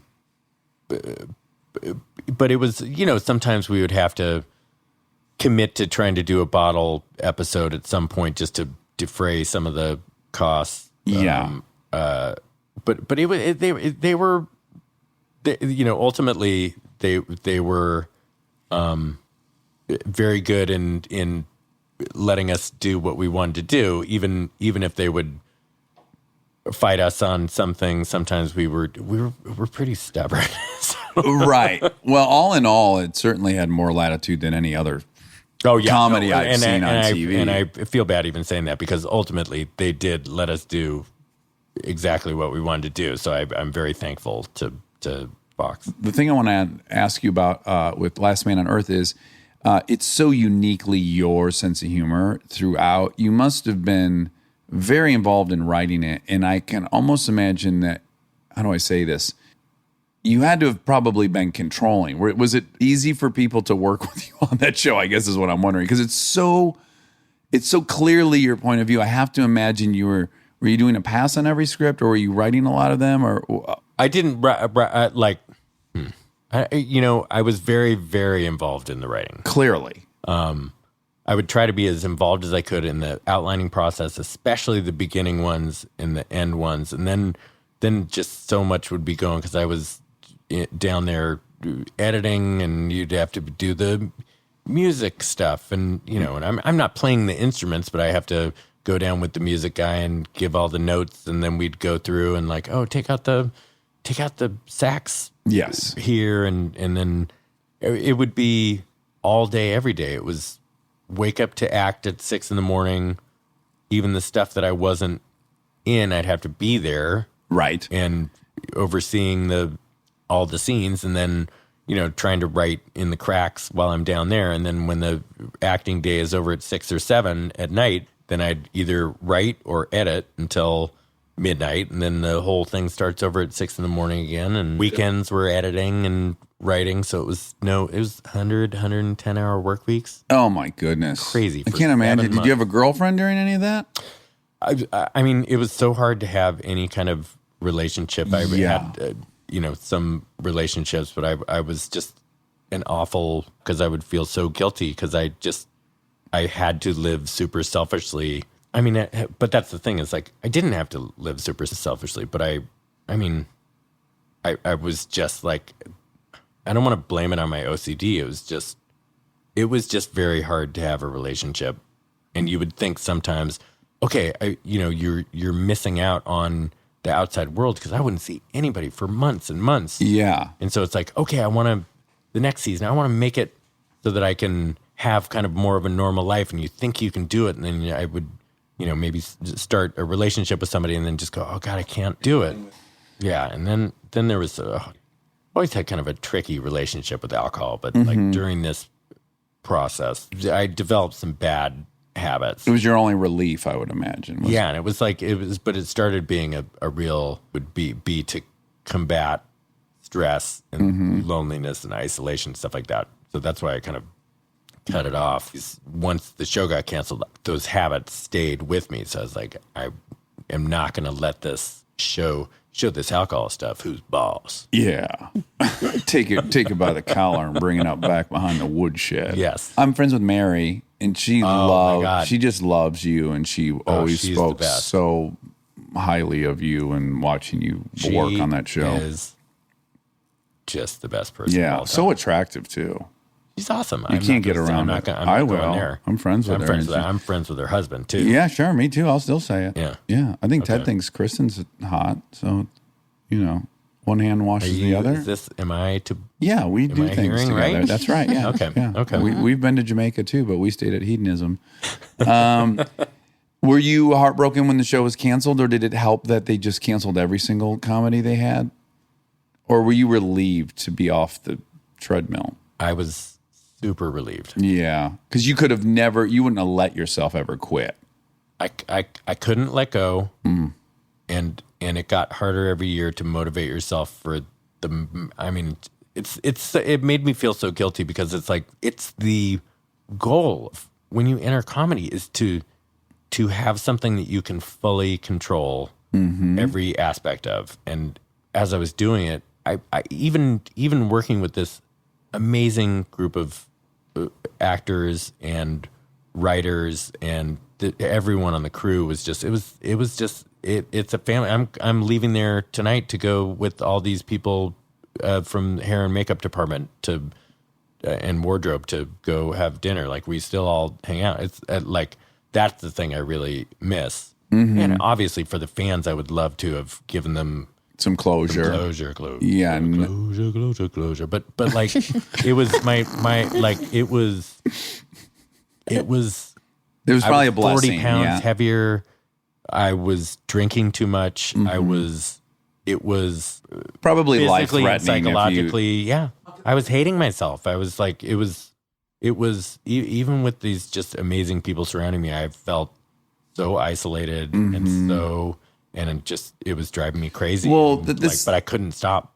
That's the one weird thing is, so those people, you can't really, as close as you can be to them, just the dynamic insists that they're a team, but you're brass. You know, on some level, like, there's something fun about being an actor on a show you have nothing to do with, because it's just kind of like your kids and they're trying to wrangle you, and it's kind of us against them, and you have this camaraderie, right? Maybe you don't like the writing, or you do, or you don't like this director, but to always have a foot in the other side of it, it's almost like it's isolating in that way, because you just care about it on another level. Well, I mean, I would be the person, I'd have to go in and give them all notes, and I'd be a freaking taskmaster because I know exactly how I would want it. And I mean, these guys are all so amazing, so it would be so annoying for them because they're like doing these legitimately awesome takes that a lot of times we would use those, but I would just need to get a take also of how I saw it in my head, so it would kind of at times drive them crazy, and I would feel like such a dick. Yeah, to have to constantly pull the boss. rank over everyone. Yes. Yeah. Well, I hope you design a different mousetrap and keep doing stuff, because I think I'm your number one fan. You already know what you're doing? Well, I mean, we are hoping to do a MacGruber related something. We're working on a pitch right now that would be like an 8-episode TV thing, not a movie. Okay. And you'll have me on. I'll play a dead body or something. We'll have you on. Was it stressful at all asking friends to do those great cameos that the show had? Yes, it was. Because you seem a little codependent to me. It was. And I say that as a compliment. That's safe to say. That's fair. Yeah. So the notion that you might be putting someone out or calling in a favor, like I just imagine that making you very uncomfortable. Yes. I cannot tell you how awesome everyone was everyone was so nice. Like Will Ferrell, I don't know him super well. I mean, I think he's one of the funniest people that's ever lived, and I think he's one of the nicest people that's ever lived. You know, it's suspicious. But like I am not like super good friends with them or anything. I've we have a shared past of Groundlings and SNL stuff, but never at the same time. So I don't know, I'll always feel like this attachment to him that he probably doesn't feel towards me. Sure. You know, the fact that he came and did that part on the show was so amazing because he also paved the way for other people to come. Sure. And once Will does that, because then that's, I think, unless I'm crazy, John Hamm was the next one who came and did something, and then you have two awesome people, and you can try to get the when you send that invite letter, you're like, in the past, Will Ferrell and John Hamm. So and then Jack Black. We asked Jack Black to do. I sent him this email, and I love him so much. He is the sweetest guy ever. And within like 3 minutes, I got an email back saying, "Hey, yeah, I'll do it." It was just like That's so we had nice. been, you know, Well, that's really a testament to how much people respect what very specific sensibility you have. I think I never run into a fellow comedian or writer who doesn't think you're a very special unicorn that we're all pumped to watch. God. That's Well, so nice then I to hope say. I hope you guys sell MacGruber, and I hope you do it, and I hope you let me play a corpse or like introduce my God. character and kill me right away. I would love to rip your throat out. Oh my God, that So sounds great. Did you see Deadpool 2? No, I haven't seen it yet. Well, they did your exact same joke, and I wasn't even mad at them. Which joke? They assemble a team forever, and then they just kill them all. Oh, really? Yeah, it's the exact same joke. I'm sure somebody did it before us too. So I certainly never saw it. I just was like, oh, they're doing the MacGruber thing. Who even knows if great. they were aware of the MacGruber thing? But it works. It works wonderfully again. It's such a great. fucking hilarious thing. Monica and I talk all the time. I want to direct a straight drama that has a single joke. Just one joke. You didn't watch Castle Rock, did you? no, but I've heard. Yeah, it's like a Stephen King horror yeah. thing. And there was just one scene where the bad guy there, like he's in a mirror and then they're pulling back and pulling back and pulling back. You're seeing more of his body, more of his body, more of his body. And I said to Monica, man, if he just didn't have pants on, he was peeing when we got to the ultra wide. And they did this whole serious show just to show that man urinating in a mirror. I just feel like I could laugh for a year on that. But I don't know. I feel like that's something hopefully you'll execute. Yeah, it's very indulgent. But I feel like it's something you might do for my amusement one day. Well, I love the thought of that though. well, I adore you, and you've always been very kind to me when I've bumped into you. And By the you're way, just- you've said so many nice things, and I really appreciate it. And just know that I love you too. I think you're so funny. thank you I think so you are much. so fucking funny. So I just to hear that from you, it makes me feel real good, and I really appreciate it. Oh, wonderful. Well, yes, I'm rooting for you. I can't wait to watch what you do. I hope you figure out a way to do it in a less painful way and keep at it. And well, hopefully you'll come back to promote MacGruber and we'll do it together because Fingers you'll crossed. have ripped my throat out. That would be so awesome. Thanks, Will. Thank you. And now my favorite part of the show, the fact check with my soulmate, Monica Padman.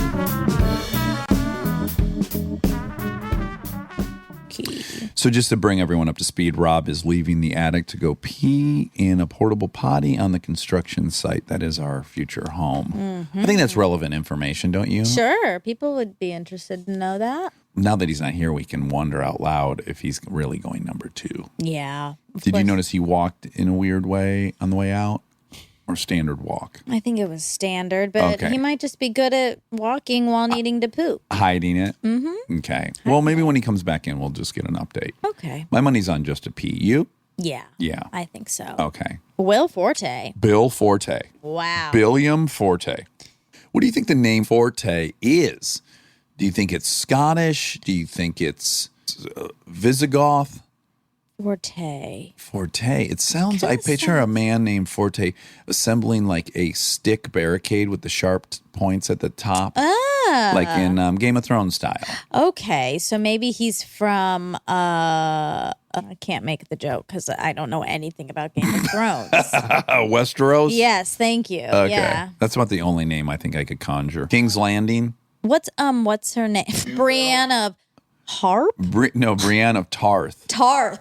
Okay, well, just really quick update. Wobby Wob is already back. So I do think it was a P. Yeah, unless... Hi, guys. Hi, did you go number 1 or 2? This is number 1. Okay, yeah, Right. it had to have been. It was so quick. Yeah. Well, I mean, he could have just been ready to go. Kristen but poops that fast. Like she walks in and then walks right out. And I'm like, how did that happen? yeah. A vegetarian She's a diet. vegetarian, yeah. I think that helped. When I was vegan for that year, my movements were so effortless and just all around clean and easy. It really was an improvement. Yeah. One in the pro column for vegetarianism or veganism. That's right. Yeah, I've never done either, so. my muscle mass went to hell in a handbasket, but my poops were just clean and vegetable filled, and it was nice. It's the older you get, the more important that is, being able to poop and feel like you had a full evac. Yes.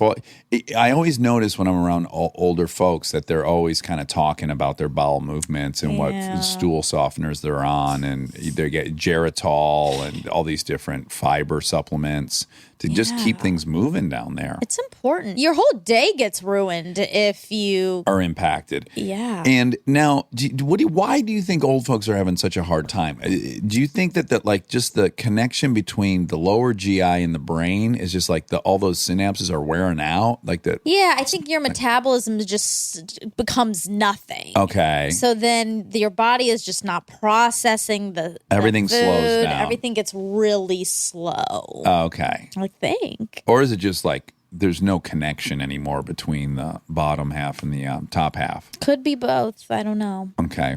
We got to get Sanjay back in here to ask him why let's old make a people note. don't poop so well. Yeah. So he was in a fraternity. Oh, uh-huh. And he said it was a non-hazing fraternity.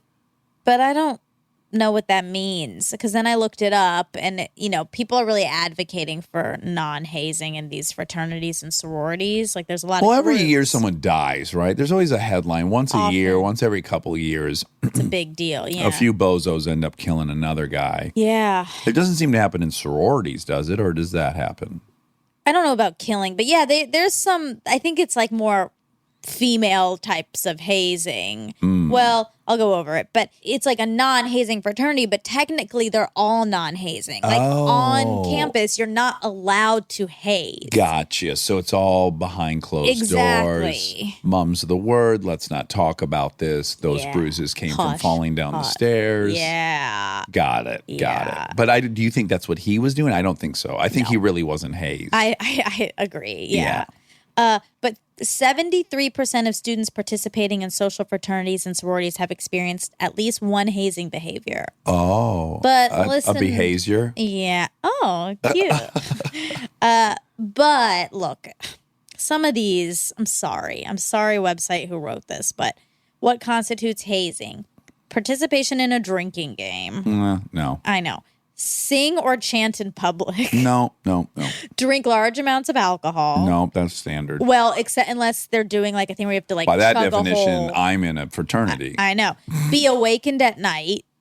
No, we're getting closer. I value my Still sleep. I think that's so not a big deal. Speaking of which, Belle woke me up last night. Okay. I don't know that I've been this deep asleep in the last decade. Oh, wow. I was so fucking deep asleep, and Delta was yammering on in her bedroom, and Belle, who had to work early in the morning, 6 a.m. nudged me. I was like, go deal with that. Yeah. And I was like, I was so asleep. I went to lay in her bed. I fucking fell off her bed, hit my head on the nightstand. Oh, God. Now I'm mad. Now I'm actually awake, and it was a painful re-entry into awakeness. Yeah. And then I got her all put back in. I got back into bed, and then it started up about 10 minutes later, and now I'm a little angry. So I kind of walked aggressively down the hallway, and then Belle ended up having to get up anyways because she wanted to intervene. She thought I wasn't going to be as gentle as possible. Oh, no. The whole thing was a snafu. Yeah, that's system normal, all fucked up. Yeah. Okay. I know. We learned that. But can you believe I fell out of her bed? I was so asleep, I tried to lay down on the edge of her bed and fell right off. Yikes. It was a big clunk. Oh, no. What if you read that's how I died? I would be sad. Actor Dax Shepard passed Tuesday evening with a head injury, falling off a 1-foot-tall bed. I have fears of these things happening to my people. Yeah, domestic accidents. Yeah, they claim a lot of lives. So you look at it, annually. Ugh. Well, I'm glad you're still with us. Yeah, it was a close call. Anyway, be awakened at night. Be screamed, yelled, or cursed out. Yeah, it's hazing. You're yelling in my face? Yeah, that is. That's aggressive. I guess it's aggressive, but it's like you yell in my face sometimes. Never. Yeah. No. Yeah. No. Yell? You haven't heard me yell. You've yelled in my face. No, I haven't. You yelled? No. I swore once in your face. At But a I've not very high volume. That's nothing, girl. You should hear me fight with my brother. Okay. You want to hear so me maybe yelling? your bar is like really high up there. I can but- promise you that was a 4 out of 10. Okay. Well, for me, it was a yell. I'm just saying, people yell at each other. I yell at my parents all the time. Am I hazing them? Good question. I would say so. Maybe I am. Yeah. Maybe They really I want to am. be in your sorority. Yeah, they should. It's a really cool It's one. pretty cool. That's pretty cool. But yeah, come on. Drinking game. That's not hazing. That's a Friday night It's fun. at a university. Yeah. It's called fun. Yeah, it is.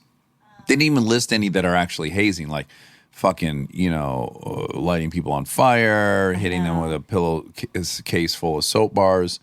I guess the drinking large amounts of alcohol, like sometimes they have to like chug like a whole Sure, and they like could handle die. and you could die. Yeah, that's true. That's bad. Don't chug a whole handle. Sing or chant in public, you do haze me about that. You're trying to get me to sing in public all the time. That's true. Yeah. I'm just trying to get you to sing, period. Because you sing pretty. Thank you. Yeah, and it's frustrating that you won't do it.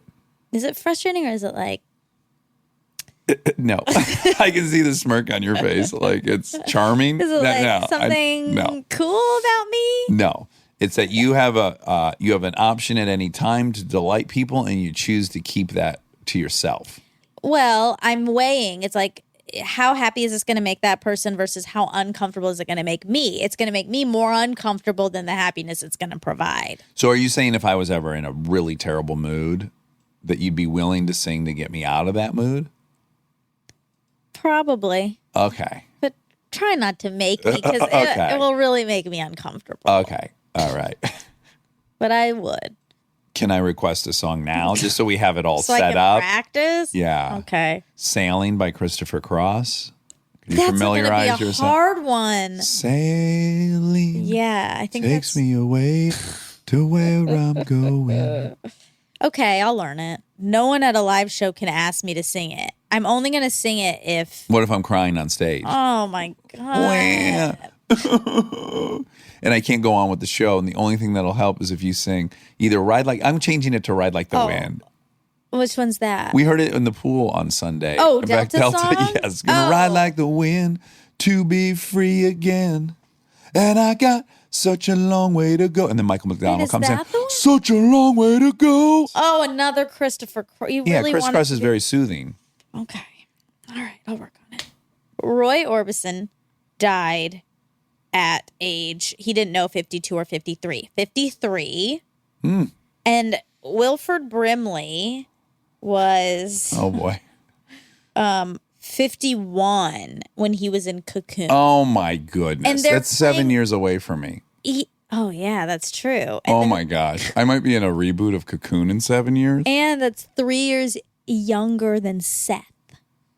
Seth. Oh, Seth from Blessed Seth. Well, no, I'm guessing about Seth's I age. know. Yeah. Still. I learned some deets about Seth. So Ben Kozolke, who is a DP, he's very talented. He shot Freebie, and I love him. And he used to come to the movie watching parties where we'd freeze frames on butt cheeks. Okay. So when I posted the picture of Seth on Instagram, he immediately texted me, "Oh my God, I'm so glad you're obsessed with Seth. I'm also obsessed with Seth. I worked with him 2 years ago, and he knew all this stuff about Seth that I didn't know. Wow. One of them was he trained dudes in MMA. Oh, wow. Yeah. Okay. Yeah, so that just notched it up even a bit further for me. Okay, so if he's on an airplane with and you're on the airplane, No, then he should be in charge of tackling the terrorists. well, no, That's his this job. isn't a terrorist attack. No, I'm just telling you what he would be great at. Like if someone they come over the, is anyone on board an MMA fighter? We have terrorists approaching the cockpit. Seth should leap up and get to going, get to working on these terrorists. Okay. If they come over the last, are there any pilots on board? Please raise your hand or hit your call button. No call buttons. Okay. Second to that, is anyone really proficient with driving machinery? Hit your call button. I'm hitting my call button. Yeah, you should. Do you Okay. think he would? I don't know. I don't think he hangs his hat on his vehicular proficiency. But boy, is he good on the eyes. Easy on the eyes. Yeah. Yeah. Anyway, so I want you guys to procreate so bad. Oh have my to cut God. that. I can't even imagine getting what the married. skin color would be. It's okay if he's getting married. I still want you to procreate. He can still get married. Well, that's not fun for me. Why? I'm raising the kid. This is my kid for you. You guys procreate, and I will raise this kid. Okay, but it's not fun for me to have sex with someone one time who's in love with somebody else and getting married. Oh, I disagree. I think that could be a real pleasurable experience. Just don't think about his pending nuptials while you guys are. Yeah. If the whole thing is for science, you know? Sure. Like if it had been decided that you two both individually have the most appealing skin color anyone's ever seen on planet Earth, if that was a fact, that was a scientific fact that Sanjay came up with. Okay. And America said we need to see this skin color preserved. You guys need to procreate Yeah. so that we have a high watermark so we know how to compare all other skin colors against. Okay. You guys have to do it for America. Okay? Okay. I would do it. And it could be But pleasurable, right? Yeah, it would be great. Yeah. Okay. And then I'd probably be sad after. Why? Because what if I liked him and then he had to go get married? That's true. That could be That saddening. sounds But what- 99% possible. Sure, but what if you were just like, I don't even think I would want to date him, but that was physically just what an experience. Yeah, that'd be great. Yeah, I'm kind of fingers crossed that that's the outcome. Okay. Where you were like, that was not a waste of time. No, I don't think it would be a waste of time. I think Right. it'd be a fun time. Yeah. Yeah, I do. He looks good at it. If I could go a step further. Please procreate with him. I guess that's all. I think that's the way we could finish. Okay. Okay. Great. Walter Brimley was 51. Walter Brimley. Is that his name?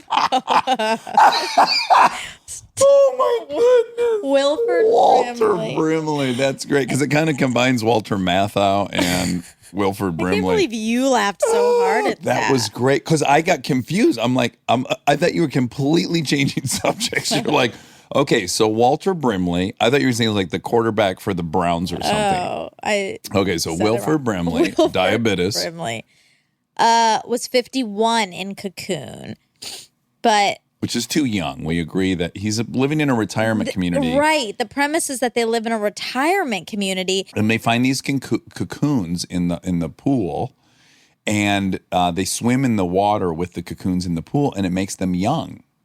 The whole thing is a Fountain of Youth movie. It's Oh, it is? Yes, it's great. Oh, then it does make sense. It doesn't make any sense. They're supposed to be like 70. That's the whole appeal, Right, is that but they're then old and they get young and virile and tough. But is that why they have to also look kind of young? Well, that's interesting. So you were thinking like just logistically they had to have someone who could play young and virile. Exactly. If the whole Well, premise is that they end up looking young, they had to look young. Okay, then even in that scenario, which I could buy into, they should have aged them up. Yeah. mean, That was he's probably, just- was that before old age makeup? This is very similar to Golden Girls. Those women were not old. Like when you really look at their ages now, they Yeah. weren't grandmas, right. you know? How old? Like in their 50s? Yeah. Hmm. I wish I had their exact ages, but yeah, there many of them were in their 50s. So people go live in retirement homes? I don't think they do. I don't think that before 65 people don't go to retirement But I mean, but communities. do they at 65? Yeah, on their 65th birthday, they move to a retirement community. Really? Well, just, that's when people get Social Security and stuff. Yeah, but so people are doing that.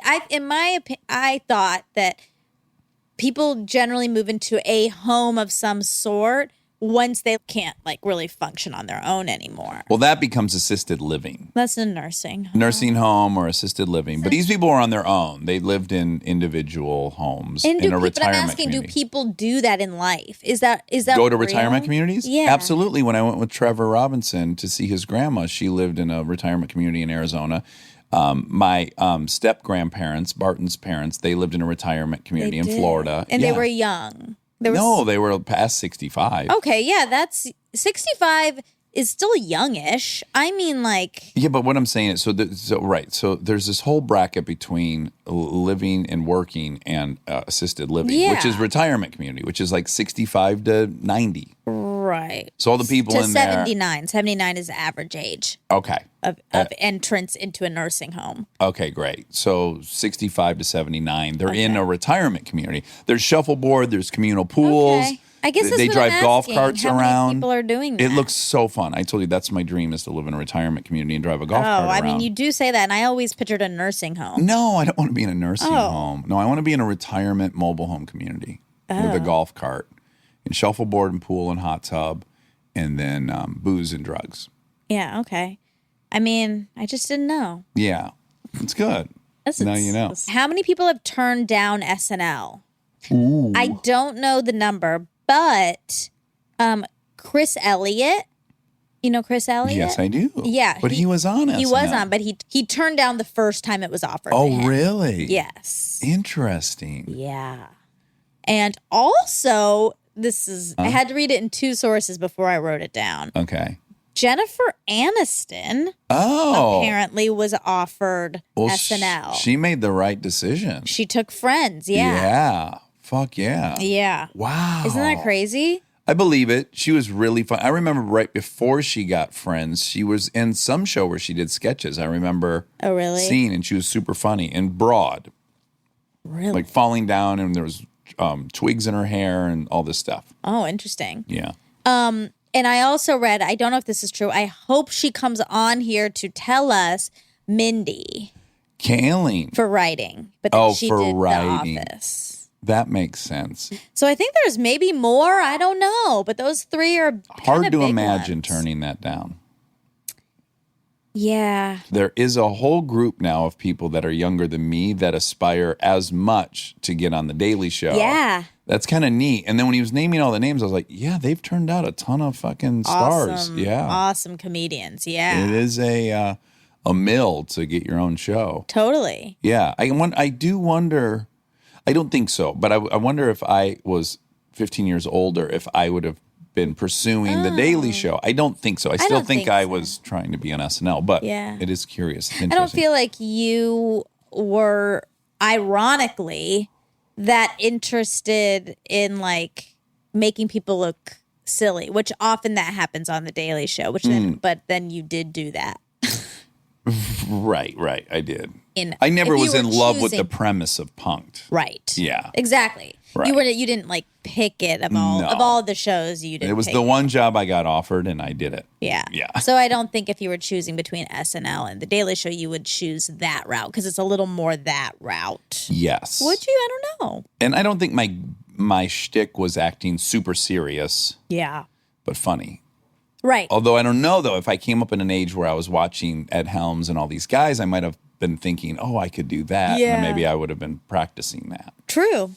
Yeah, who knows? Did you ever think about The Daily Show? No. I also never thought about SNL. I never wanted to do that. Oh, so interesting. So you want to do UCB just to be on the UCB stage? No, I always loved being funny, but I wanted to be on a sitcom. Right, like Jen Aniston. Yeah, I wanted to be on like Friends, your girlfriend. Or The Office, or any of those shows. I wanted to be a comedic actress. Right, and you thought UCB was a good place to get discovered for that? No, I just thought I'd get better. Oh, okay. I also just thought everyone's doing that who's good at comedy. Like, if Amy Poehler is the North Star and she created this place, I should get going. And then once I got there, then I just fell in love with it. Right, and all the boys there. And a lot of boys there. Yeah. So many boys. Boys. Okay. Is it Irish Goodbye? Yes. Oh, it is? It's Irish Goodbye, Ghosting, and French Exit. Oh, French Exit. Yeah. So I'm shocked to learn I got it right last night. Last night I said I'm going to do an Irish Goodbye, and I just bailed. And as I was leaving, I was like, "There's no way I've got it. It's not Irish Goodbye. It's a French something, but a French Exit. French Exit, Irish Goodbye, Ghosting. Was there any etymology for why it's called an Irish Goodbye? Maybe no. You just hammered and you fucking forget to say goodbye to everyone. Maybe that's a good guess. I think that's a good guess. Just trying to figure out like what stereotypes overlap with that. Like the French Exit sounds like lofty, like I'm too good to say goodbye to everyone. Right. I can't be bothered. But actually, the French Exit sounds like anal? Is that a, anal? I think it's a theater. Yeah, it sounds like anal. I think that's where it comes from. I'm pretty sure that is where it comes from. I think it's a theater term. I got in the old French Exit last night.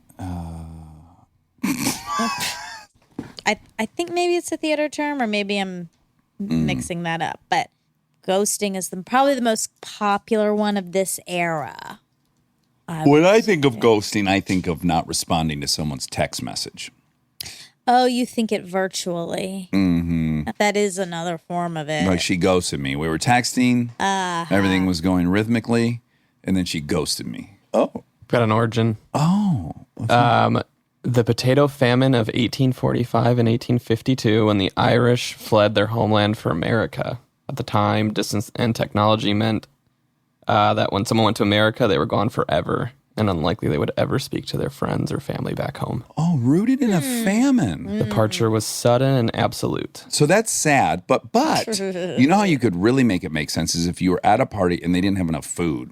You're like, I cannot stay here anymore. I got to go. I got to bounce and go get dinner somewhere. Yeah. So that would really make sense for an Irish That's goodbye. a really good parallel. Yeah, you're leaving because there's no potatoes at the party. Oh, well, now you Great. know, and now you can say all the things if you want. Also, I really heard Tracy apparently loves French exit. Oh, really? Yeah. Well, that's what Mike says. What does she love about him? She loves the French exit. I guess just the intensity of it is for her. Most women don't like a French exit, but apparently she does. Do you think? Yeah, Tracy. Oh, that most women don't like a French exit. That seems to be word on the street, don't you think? I don't know if. Like when you hear friends talking about, the first thing you hear is girls going like, "There's no way I'm ever doing that." Right. No French That's exit for me. common, So that's the starter. That's So true. I have to assume that's the majority is no. Stay on the highway, no French exit. I know, but I feel like they just don't want to try it, but they might like it. They might like it. You don't know until you try it, is what they say. That's what Tracy says. Or maybe there's some level of shame about it, so maybe they actually like it, but they're just playing along. Like, oh, I would never let Kyle French exit. Yeah, Right. interesting. I'd make him go through the front door like a gentleman. Like treat me like a lady and come through the front door. Right. Yeah. What do you make a black and tan with? Fill glass halfway with pale ale, then add stout.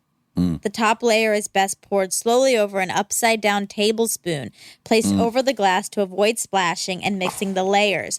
But I just got like Pavlovian you salvation. Black and tans are so good. I don't think I like them, but You don't?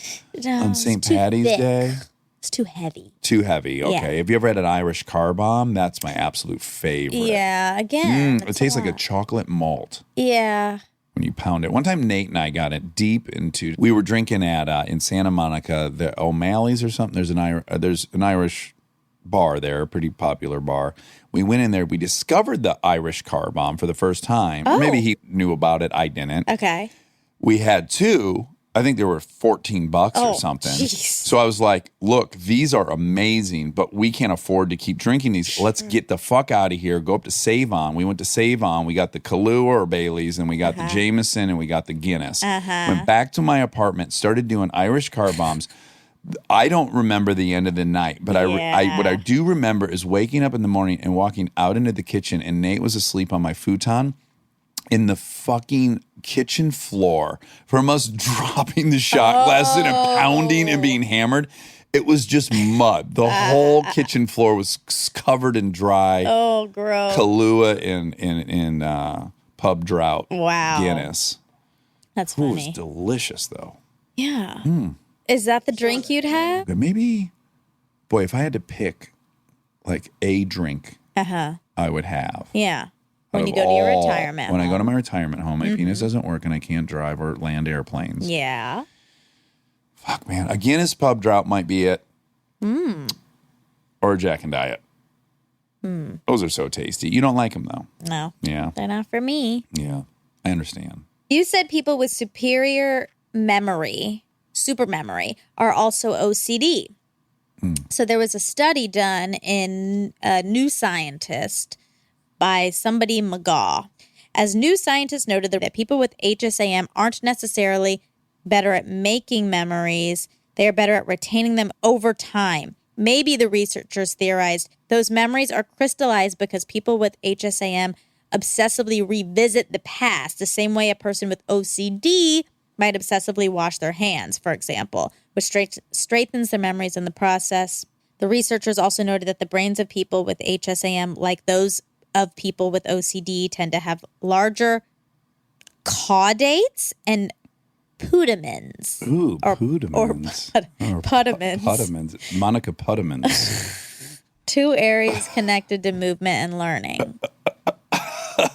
Well, I got that from the 60 Minutes episode that they did on supermemory. On that show, they said that most people have OCD who have that. And they showed her closet, and I remember the meticulousness by which she organized her shoes and her blouses and stuff. But I got a feeling like even if I visited my memories nonstop, they know if it rained out on their 8th birthday. Yeah. That's something. But I They're guess they're recording it seeing differently. it. They're seeing it in visual images, I think. They are? I think. How else could they? That's sort of how, I mean, I do not have a super memory. I think my memory's getting bad, but I think my memory works in pictures. Like I can often remember what people were wearing like a long time ago during a conversation. I do have, I'll get spatial stuff. Like I remember exactly where I was at on a certain road when I heard a certain thing. Yeah. That's curious. Yeah. But they say it's all linked mostly though to olfactory, right? Your smells. That's where the most memory triggering is smells. That's probably true. Certainly is the case for me. That's it. That's everything? Yeah. Okay. Well, happy birthday.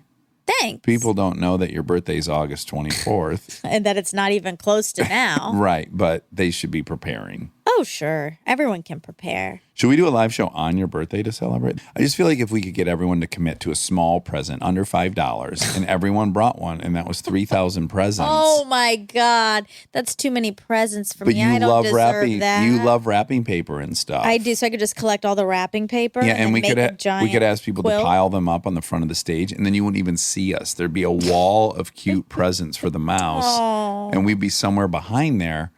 And then people would start wondering, did they hit play on a tape recorder? Have they left? And maybe we Until I did. kick through the pile of presents Okay. with the T-shirt cannon and start blasting free merch. Sounds like a great birthday for you. That's my birthday wish, is that we celebrate your birthday in that fashion. I don't want anybody to buy me presents. Okay, I that's clear. I want people to buy you presents, so you're off the hook. Also, I want someone to throw a pie at you for your birthday, like in the face, What? like the Grouch, like the Marx Brothers. Yeah, I know. I'm familiar with pie in the face. Okay, you're that old comedic trope. I'm not sure that that's what I want for my birthday, but okay, I would I'll take think it. about it. If we do a live show on January 2nd, I'll take a pie to the face. Okay, so take that's multiple fine. pies. So you can do that on your birthday. Okay, great. Great. You heard it here first. I love you. Love you too. I'm gonna French exit now.